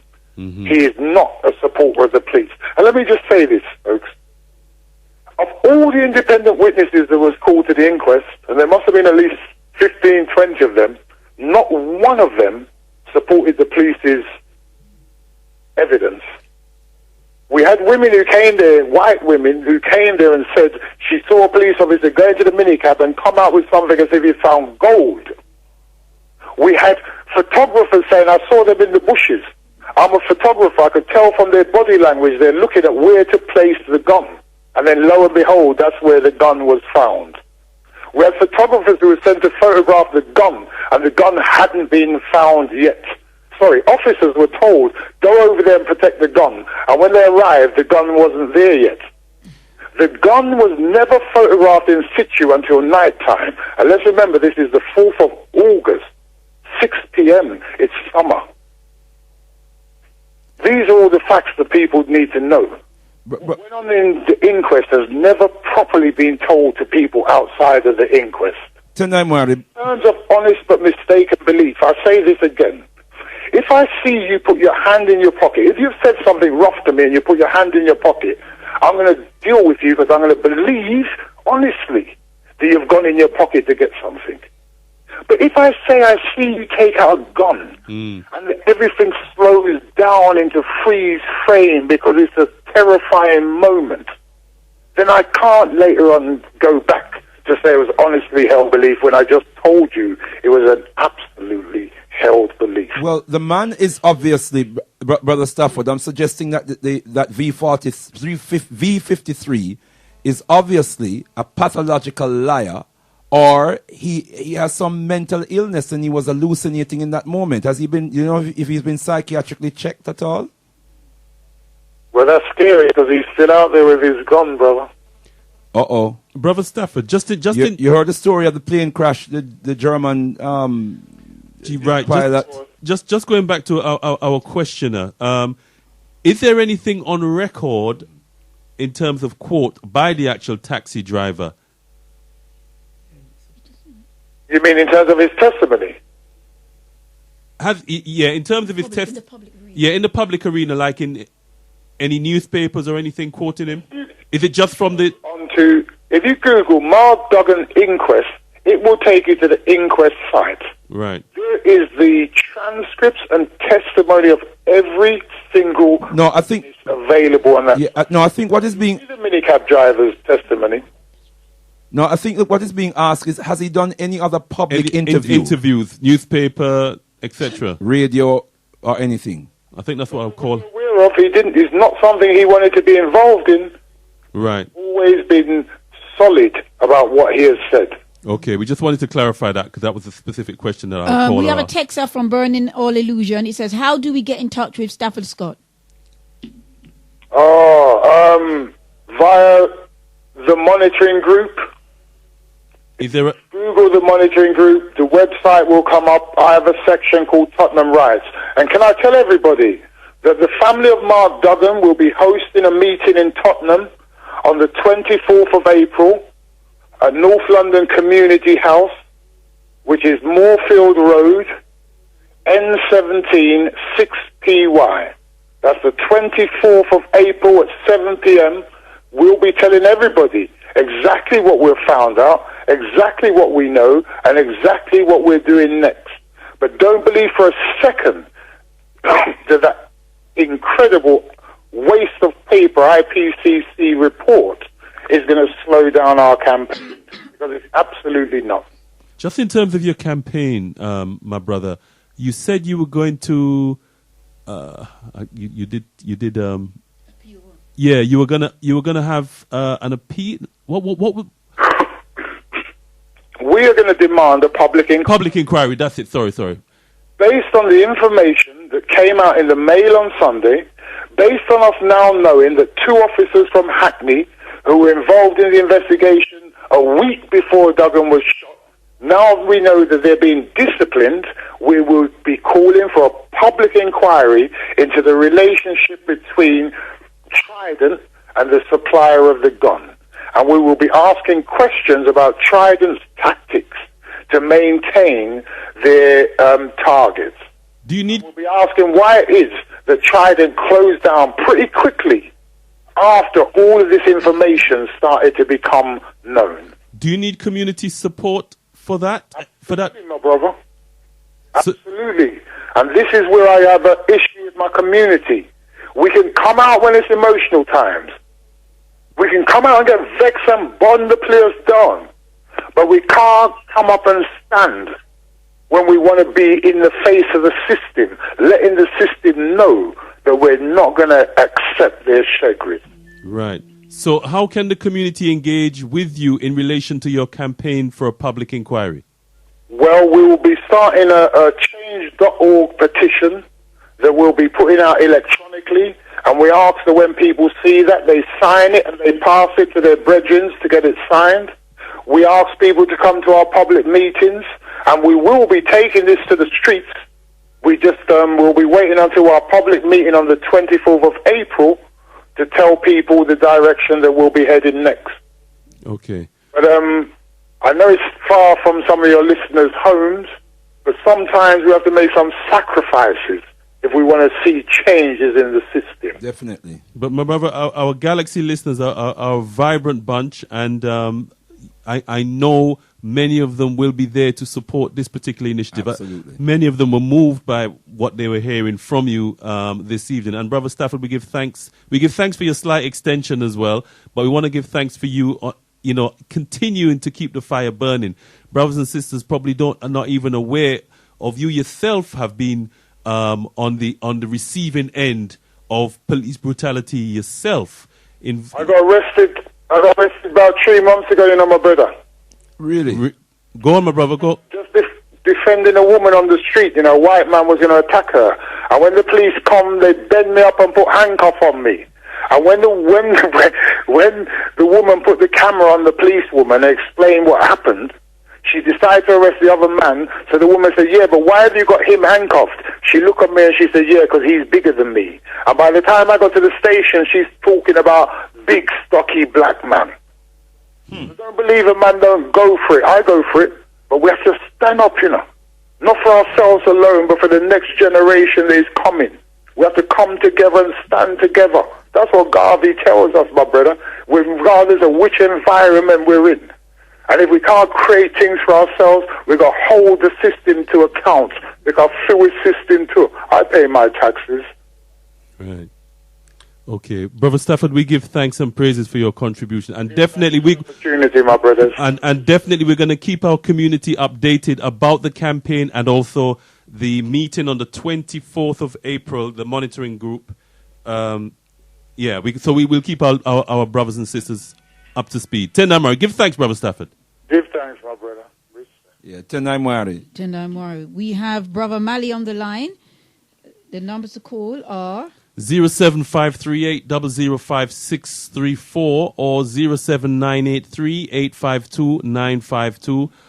You can also text us on 07572 222 156. Brother Mali, welcome to Africa Speaks with Alkebu-Lan. I'll just read this text before Brother Mali goes ahead, and it says, I agree. Trevor Phillips will, with help of evil homosexuals, completely destroyed our struggle. And that's from Dr. Russ Warrior, PhD.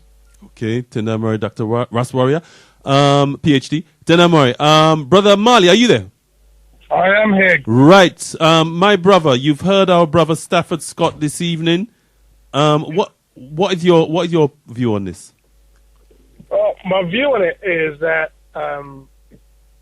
this thing that we've seen with Brother Duggan being murdered by the police, and the other times, like all the countless times that we are abused physically, verbally by the police, these aren't problems. These are symptoms of a problem. And it's very easy to get sort of like sucked into trying to fix the problems. The way I see it is that when you have all these different symptoms, you become, it's easy to get confused by the amount of things that you need to deal with, or get disheartened by the amount of things that you'd need to deal with. But that's what happens when you start to try and deal with these things as if they're independent problems. The problem is white supremacy, and everything that we're seeing is a symptom of that white supremacy. So whether it is, Mark Duggan being shot, and I watched on Newsnight the other day when they had a police apologist come on there and talk about how, Was he African? Sorry? Was he African, the apologist? I don't remember the name of the person, but he was a white man. He was working for the police, and this police apologist was saying that he, these policemen and women, they have to make split second decisions, and they had a split second to decide whether they were in danger or not. And I thought to myself, well, the crazy thing is that this man is on national television trying to convince me that in a split second, Mark Duggan was able to get out of a car, remove a gun from a box and a sock, and then throw it 14 feet away before they shot him. It's like, it is so ridiculous, the kind of lies that they spew, and they spew it from a level of authority, so people don't actually question it. But when you step back and look at it and remind yourself, put a lens of white supremacy in front of you, you start to see the patterns of these people lying to us, justifying it, and then continuing to turn the screws of white supremacy. And we have to start talking about this on that level in order to be able to help brothers like Brother Stafford, the rest of the Duggan family, and all the other people who haven't personally been affected by police brutality, but will be sometime in the future. Because this isn't the end of it. It's going to happen again, and we'll be having the same conversation, but there'll be a different name at the end of it. Give thanks, Brother Marley. Yes. Thank you very much, family. Good to hear your voice, Brother Marley. My brothers and sisters, you're tuned to Africa Speaks with Alkebu-Lan on Galaxy Radio 102.5 FM, www.galaxyfewe.com, the only de-brainwashing station. Who do we have, Sister Kai? We have Brother Kilimanjaro. Brother Kilimanjaro, deaths in custody. Will we ever get justice? Tendai Murray. Most definitely we will, because one of the first things we need to get into our minds is that there is nothing like impossible. We can achieve anything or whatever. But first we need to look at ourselves and study us. We are the only ones who is afraid to die, afraid to lose our houses, afraid to lose our jobs, worried about our families, about our parents, our wives, our husbands. All of these things make us a weak people. Yet, some of us are quick to kill one that looks just like them. And once we do commit these acts of foolishness towards each other, we have literally shown the police and other race that we do not even value ourselves. And if we did value ourselves, the police will think twice before they literally harm us. And then again, if you look at the United States, sorry to take it to America, our brother was locked up for 30 years for a crime that he did not commit. What have our brothers and sisters done about it? In truth, power respects power. And besides, we need to ask ourselves, who amongst us is fighting our causes in their parliaments, raising our issues and our difficulties? Indeed, none. But seriously, I tell you that power is seriously essential through whatever means. And the police or whoever and other races, as you all know, respect people with collective power. And this is something that we are seriously lacking in our community. Until we get it right, nobody's going to show us any form of value. We need to start doing it now and let them know that we are not weak people. In other words, there is nothing like impossible. We can achieve whatever we want to achieve. Death in custody, we have to stop all that nonsense and show them that we've got collective value and we do value ourselves. Give thanks, Brother Kilimanjaro. Collective power, brothers and sisters. Our brother Kilimanjaro Let me read this text, Brother One. It says, I agree with Shakara to challenge the courts. We need a base to work from, which means a building. That's from Sister A. Berlin All Illusion says, assisting the U.S., who is part of an organization who is in process of drafting legislation to protect the way police deal with black males, would like to make contact with Brother Stafford. And we'll make that link then. It says, justice in the UK cannot be achieved. This is from 707. Justice in the UK cannot be achieved as UK man-made laws started with fiction. It's based on lies. The system lies. We do need to try out of courtroom methods, not violence. Control them. We can when we stop lying about everything to each other. Okay. Mm-hmm. Tendamari, who's that? Tendamari, 707. 707. Thank you very much for your text, 707. Go on. Oh, I'm going to read another text. Tendamari, Brother Leader Bandaka, Empress Kayan, Brother Omawali. Positive energies. Positive energies to the team. Thank you for the arrangements to honor and liberate the life energies of the late and great Dr. Ben. The proposed one evening date may not be sufficient for us all to share in this special event. There needs to be another dates and or another venue for our shared celebrations. Tendai Mori from Empress Y. Where are we now? It says that could be Empress Yabina. Could be, I don't know. Okay. Recently I had a conversation. All right, okay, got that one already. We got a caller there? We do have a caller. Let me take this caller. Okay, brothers and sisters, just to remind you that you're tuned to Galaxy Radio 102.5 only got about 1 minute each though now. FM. And our callers, you can interact with us on 07538 005 634 or 07983 852 952. The text line is 07572 222 156. Who do we have on the line, Sister Kai? We have Brother Bob. Dinamai, Brother Bob. You're late this evening. Dinamai, my brother. Yeah, can I carry on? Yes, you can. Yes. I would like to be a bit hypothetical here and ask whether if the verdict was the other way around and it was found that it was unlawful killing, could you what do you think would be the outcome? Well, I mean the police officer, FV53, he would have lost his job. He would have what? Yeah, and what further case or what further situation you think would have derived? What further action? Unlawful killing. Okay, then we've got that question. All right. Tanamori. Thank you, Brother Bob. We're gonna yeah, Tanamori. You go ahead, Brother. Tanamori, Brother Leader, did you want to make a comment on that? Well, Tanamori, first and foremost, it would have been the correct verdict. That's the first thing. It would have been the correct verdict. Based on all the evidence. We would have had a verdict that is consistent with the evidence that was presented in the court. And the family would have taken some kind of comfort, some sense of vindication from that.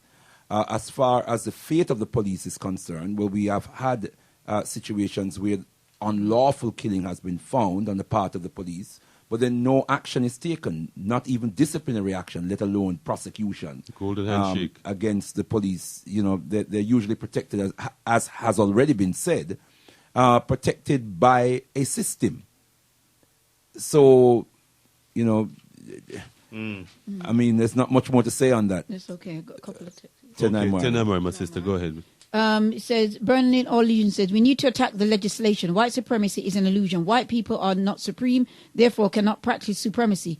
Call their behavior for what it is, white extremism. Stop giving them illusion, false power. That's from Burning All Illusions. And we have from 246, 246, Ras Herakuti, okay. Throughout history... Tenamori.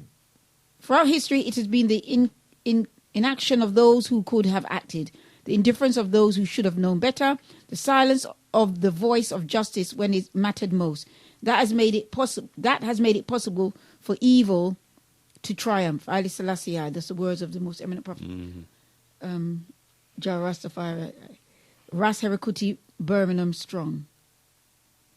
Okay, and we have another text there, and it says, if black deaths in custody is such a serious issue, why haven't the black community organized to stop it?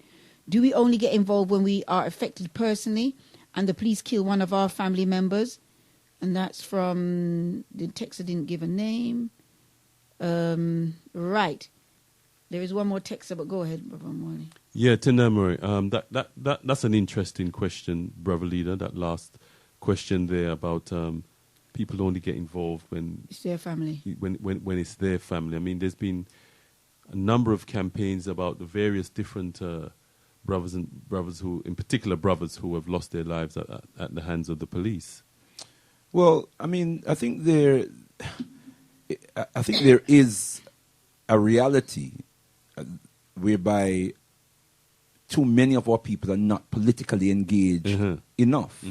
But that has to do with the miseducation and missocialization of our people, whereby we don't understand the nature of the society and the historical relationship with the people who run this society and the people who run the world, in fact. You know, the European global white supremacist forces who run the world. And I know our sister wants to burn that illusion. It is, as I've said on this program many, many times, you know, white supremacy is a conceptual myth, but it's an existential reality, you know. So which means that it is a fraud that has no foundation in morals or in laws, Papa Garvey would say. Yes. But it is a system that has been put in place to reinforce the superiority of white people and white culture.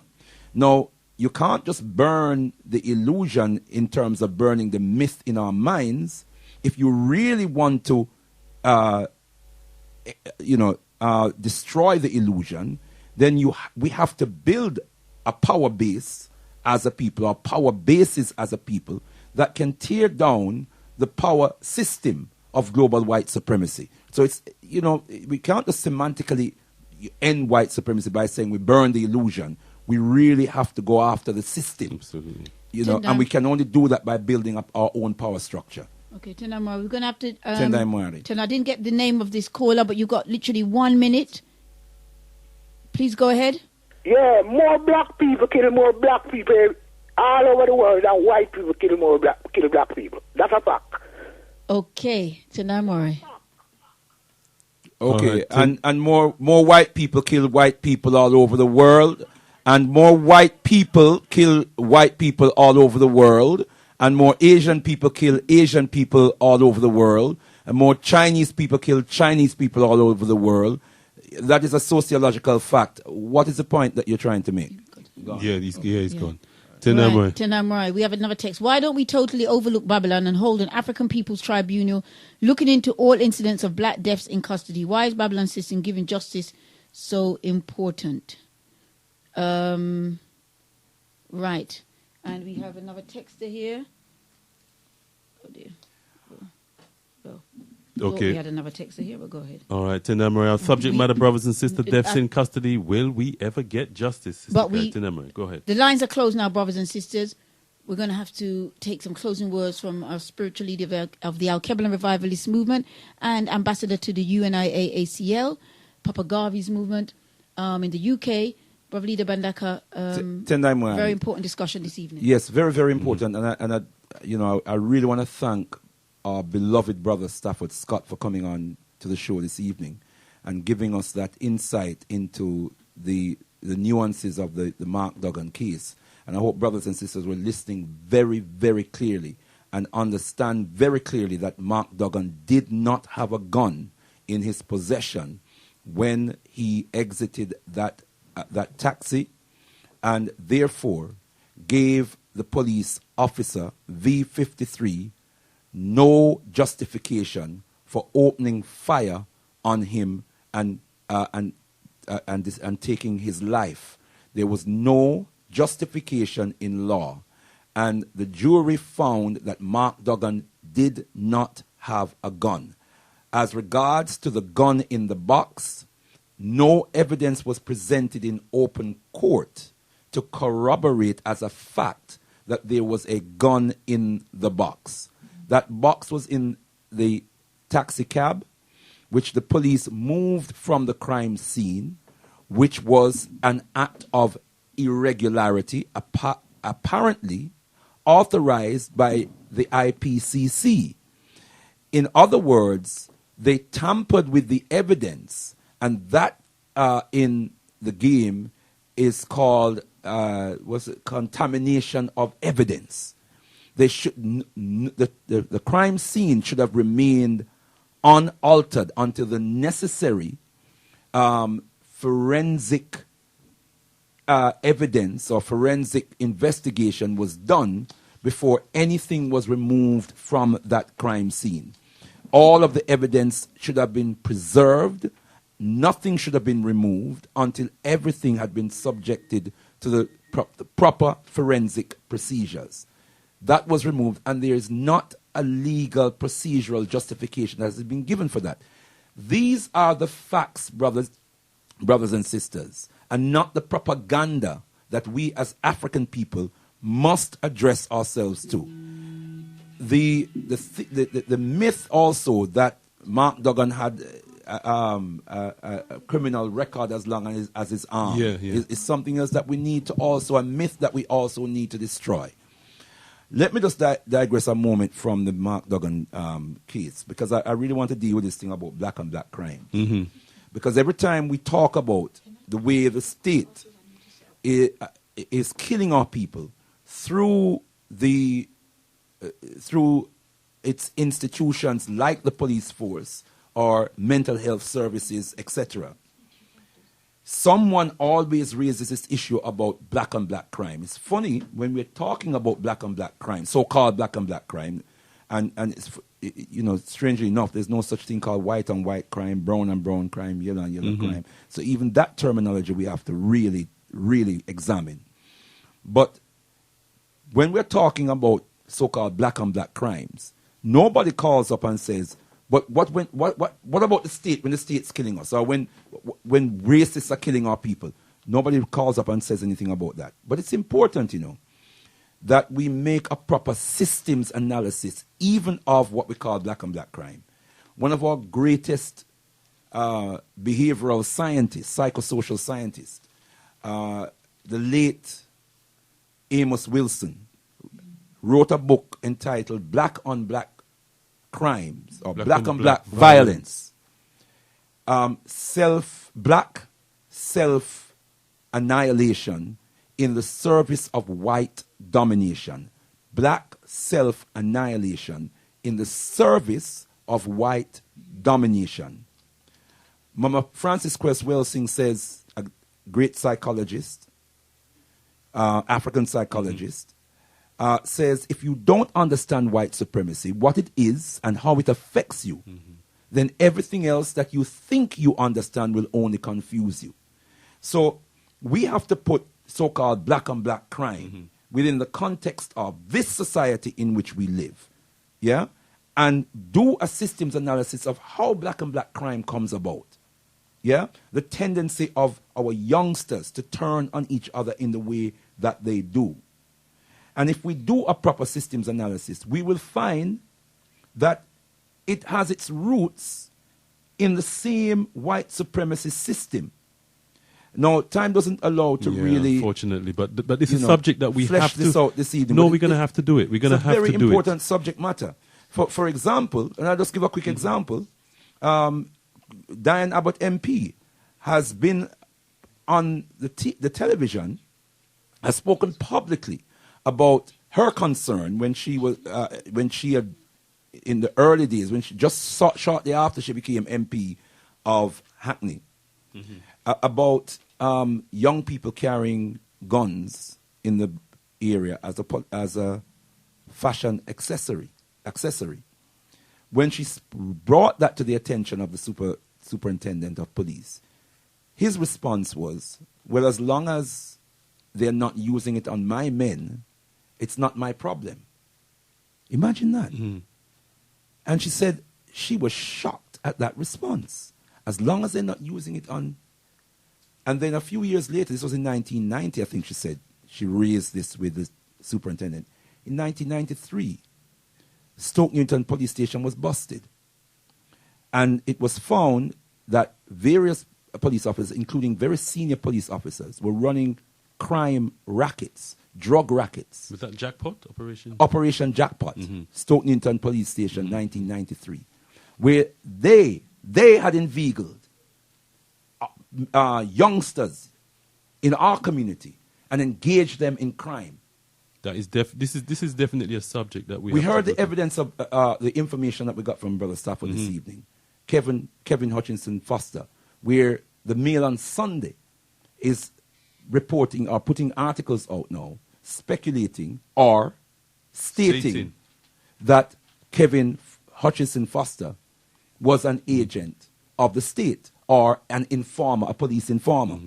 And then the rest, brothers and sisters, we heard for ourselves. So we have to look at how the state is implicated even in what we call black on black crimes. Absolutely. Tendai Murray, that's definitely a subject that we will interrogate, Brother Leader Mandaka, most definitely. And we've Tendai Murray, my sister. Yes, let me just finish with some of these texts. And it says, Hotep, I believe that it was Neely Fuller that made that originally. It was. The caller is correct, but it was popularized by Mama Frances Cress Welsing. Okay. Yeah. That's who I heard it from first, and it was certainly popularized. Well, it was in the ISIS papers, and that book just went by Mama Frances Cress Welsing. But the caller is correct. Tenai. Greetings. Please give the address of the meeting on the 23rd of April. The website does not have the details nor email contact. The 23rd of April. I think it's the 24th of April. It's the 24th of April. That's the one that Brother Stafford announced. Okay. Brother Mwale, we do that in a few minutes. Get your pencils ready. Burning all lesion. Burning must start with one's mentality, one's spoken word, words sound power. Isn't that the mantra? Brothers, peace be with you all. Time will come when we tear down the walls of Babylon. Peace out. Tendai Mwari. And of course, I think it's a sister. Yes, the Burning on Illusion. Burning all illusions. I thought it was. Burning all illusion. I don't know. Whether sister or brother, you are correct. That is where it starts. It starts in our minds. Yeah. However, we need to also destroy the trappings of global white supremacy, because that is what perpetuates that is what transforms the illusion into an existential reality. And it's the existential reality that impacts on our daily lives. If we're going to change it, we have to empower ourselves to tear that system down. Okay. The practicality of tearing the system down. Tendai. All right. It says, you see there are no justice for us black people, but they have laws. Blessings to the family, your brother that was murdered by police. Right. I think that's about it now. I think that's all the text. Anyway, if anything come after that, can't read that. Very sorry. Brother Mwali, two things that people would need. They need to know how to get in contact with Brother Stafford Scott. If you can give that detail again. It's the monitoring group. I think they go online, www.themonitoringgroup. And correct. Then go in the area. I think it says Stafford Scott. I'm not sure. Yeah, we're going to have to get there because so go to the website, and I'm sure you'll find it. Move a bit quickly, but the meeting is on the 24th of April, and that's at the North London Community House. I think the venue was called. What's the address? I didn't actually. Moorfield Road? Is it Moorfield Road in Tottenham? N17 would be. Right, is that the Moorfield Road one? Okay. Yeah. All right. We'll definitely get the details from Brother Stafford. Apologies, listeners. He went a bit quick for me, but we will get the details from Brother Stafford, and we will furnish the Galaxy pilots with that information. Very, very important meeting. Tendai, my brothers and sisters. Right. Brother Leader, I think we had a closing from yourself that you just want to just want to reinforce. We're talking about empowering ourselves, brothers and sisters. Power is the capacity to effect your will, and so in order for us, brothers and sisters, to amass the capacity to effect our will, we need to be, as Papa Garvey has urged us to do, to unite and organize. If we're not united and organized, Papa Garvey says we will perish. The opposite to perishing is prospering. So if we unite, we organize, we will prosper. And we will, within the Alkebu-Lan Revivalist movement, would want to urge everyone to find out as much as you can about the interim National African People's Parliament Go online on our website, which is inap.org.uk. Just inapp.org.uk. We are working towards organizing our people as a nation, as Papa Garvey demands that we must do wherever we find ourselves. And finally, to remind us that we are in the process of organizing a national memorial of honor for our Grandmaster Teacher and War General in the war for the restoration of the African mind and the reconstruction of the African mind, Baba Yosef Ben Yochanan, on the 17th of April, which is a Kuumba evening, Friday evening. Doors open at 5 p.m. and we will be giving further information, but we're asking everyone. At the Caribou Center. At the Caribou Center, Gresham 7 Road. Gresham Road, Brixton, opposite the Southwest 9. Babylon Station.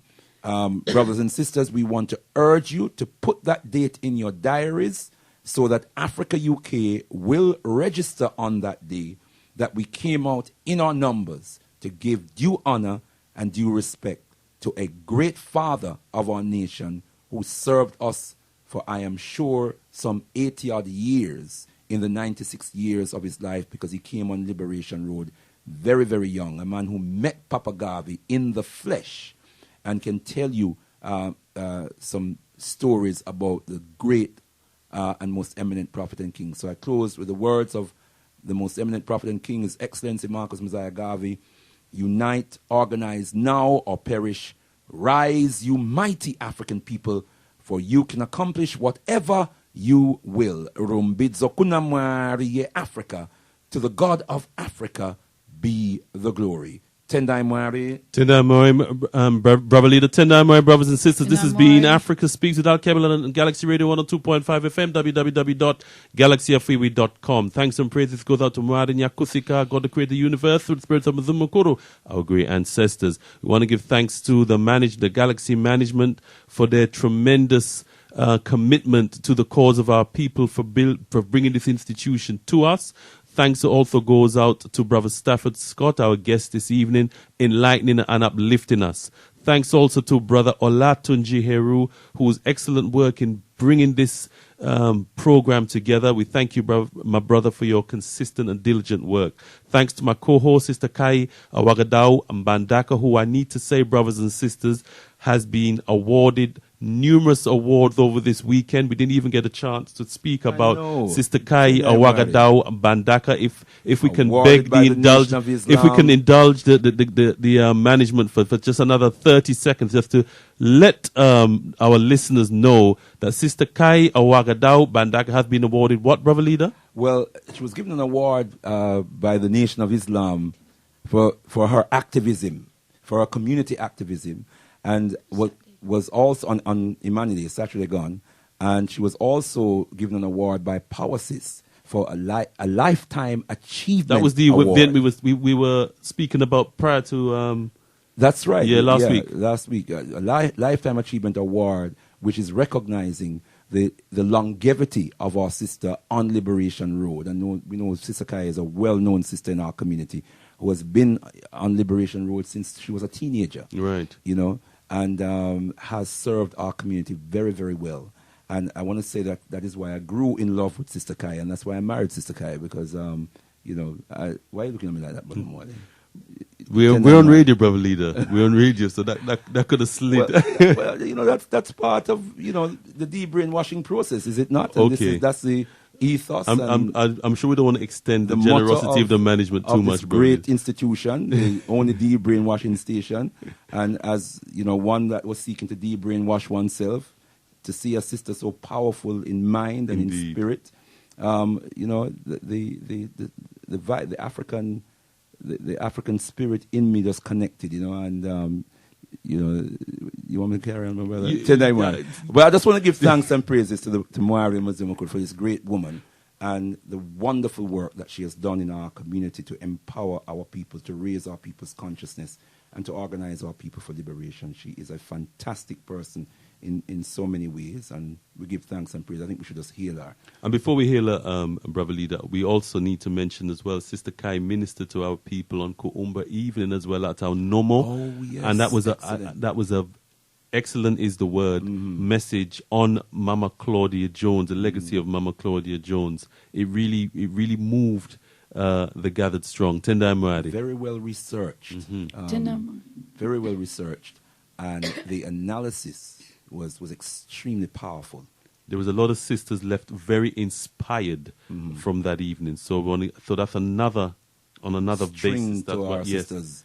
Bo. Tendai Mwari. I think as we're talking about sisters, I think I need to take the opportunity to give thanks and praises to all the sisters that were awarded at the Power Sis Women of Substance Award, as well as all the sisters at the Nation of Islam, the MGT and the GCC who put on the event for honouring the sisters. Definitely. I remember some Sister Narai, Sister Julieta from the All African People's Revolutionary, from All African People's Liberation Organization, Afrika Bantu Saturday School, and Sister Oneness. Me-Mams, they were awarded at Power Sis. I was talking about the Nation of Islam event. But yeah, to all those sisters, but two sisters who got awarded at the Power Sis Women of Substance Award was two members of our organization, Sister Amitai Lumumba for activism and Sister Kinaya Barashango for community work. So I want to hail those sisters as well.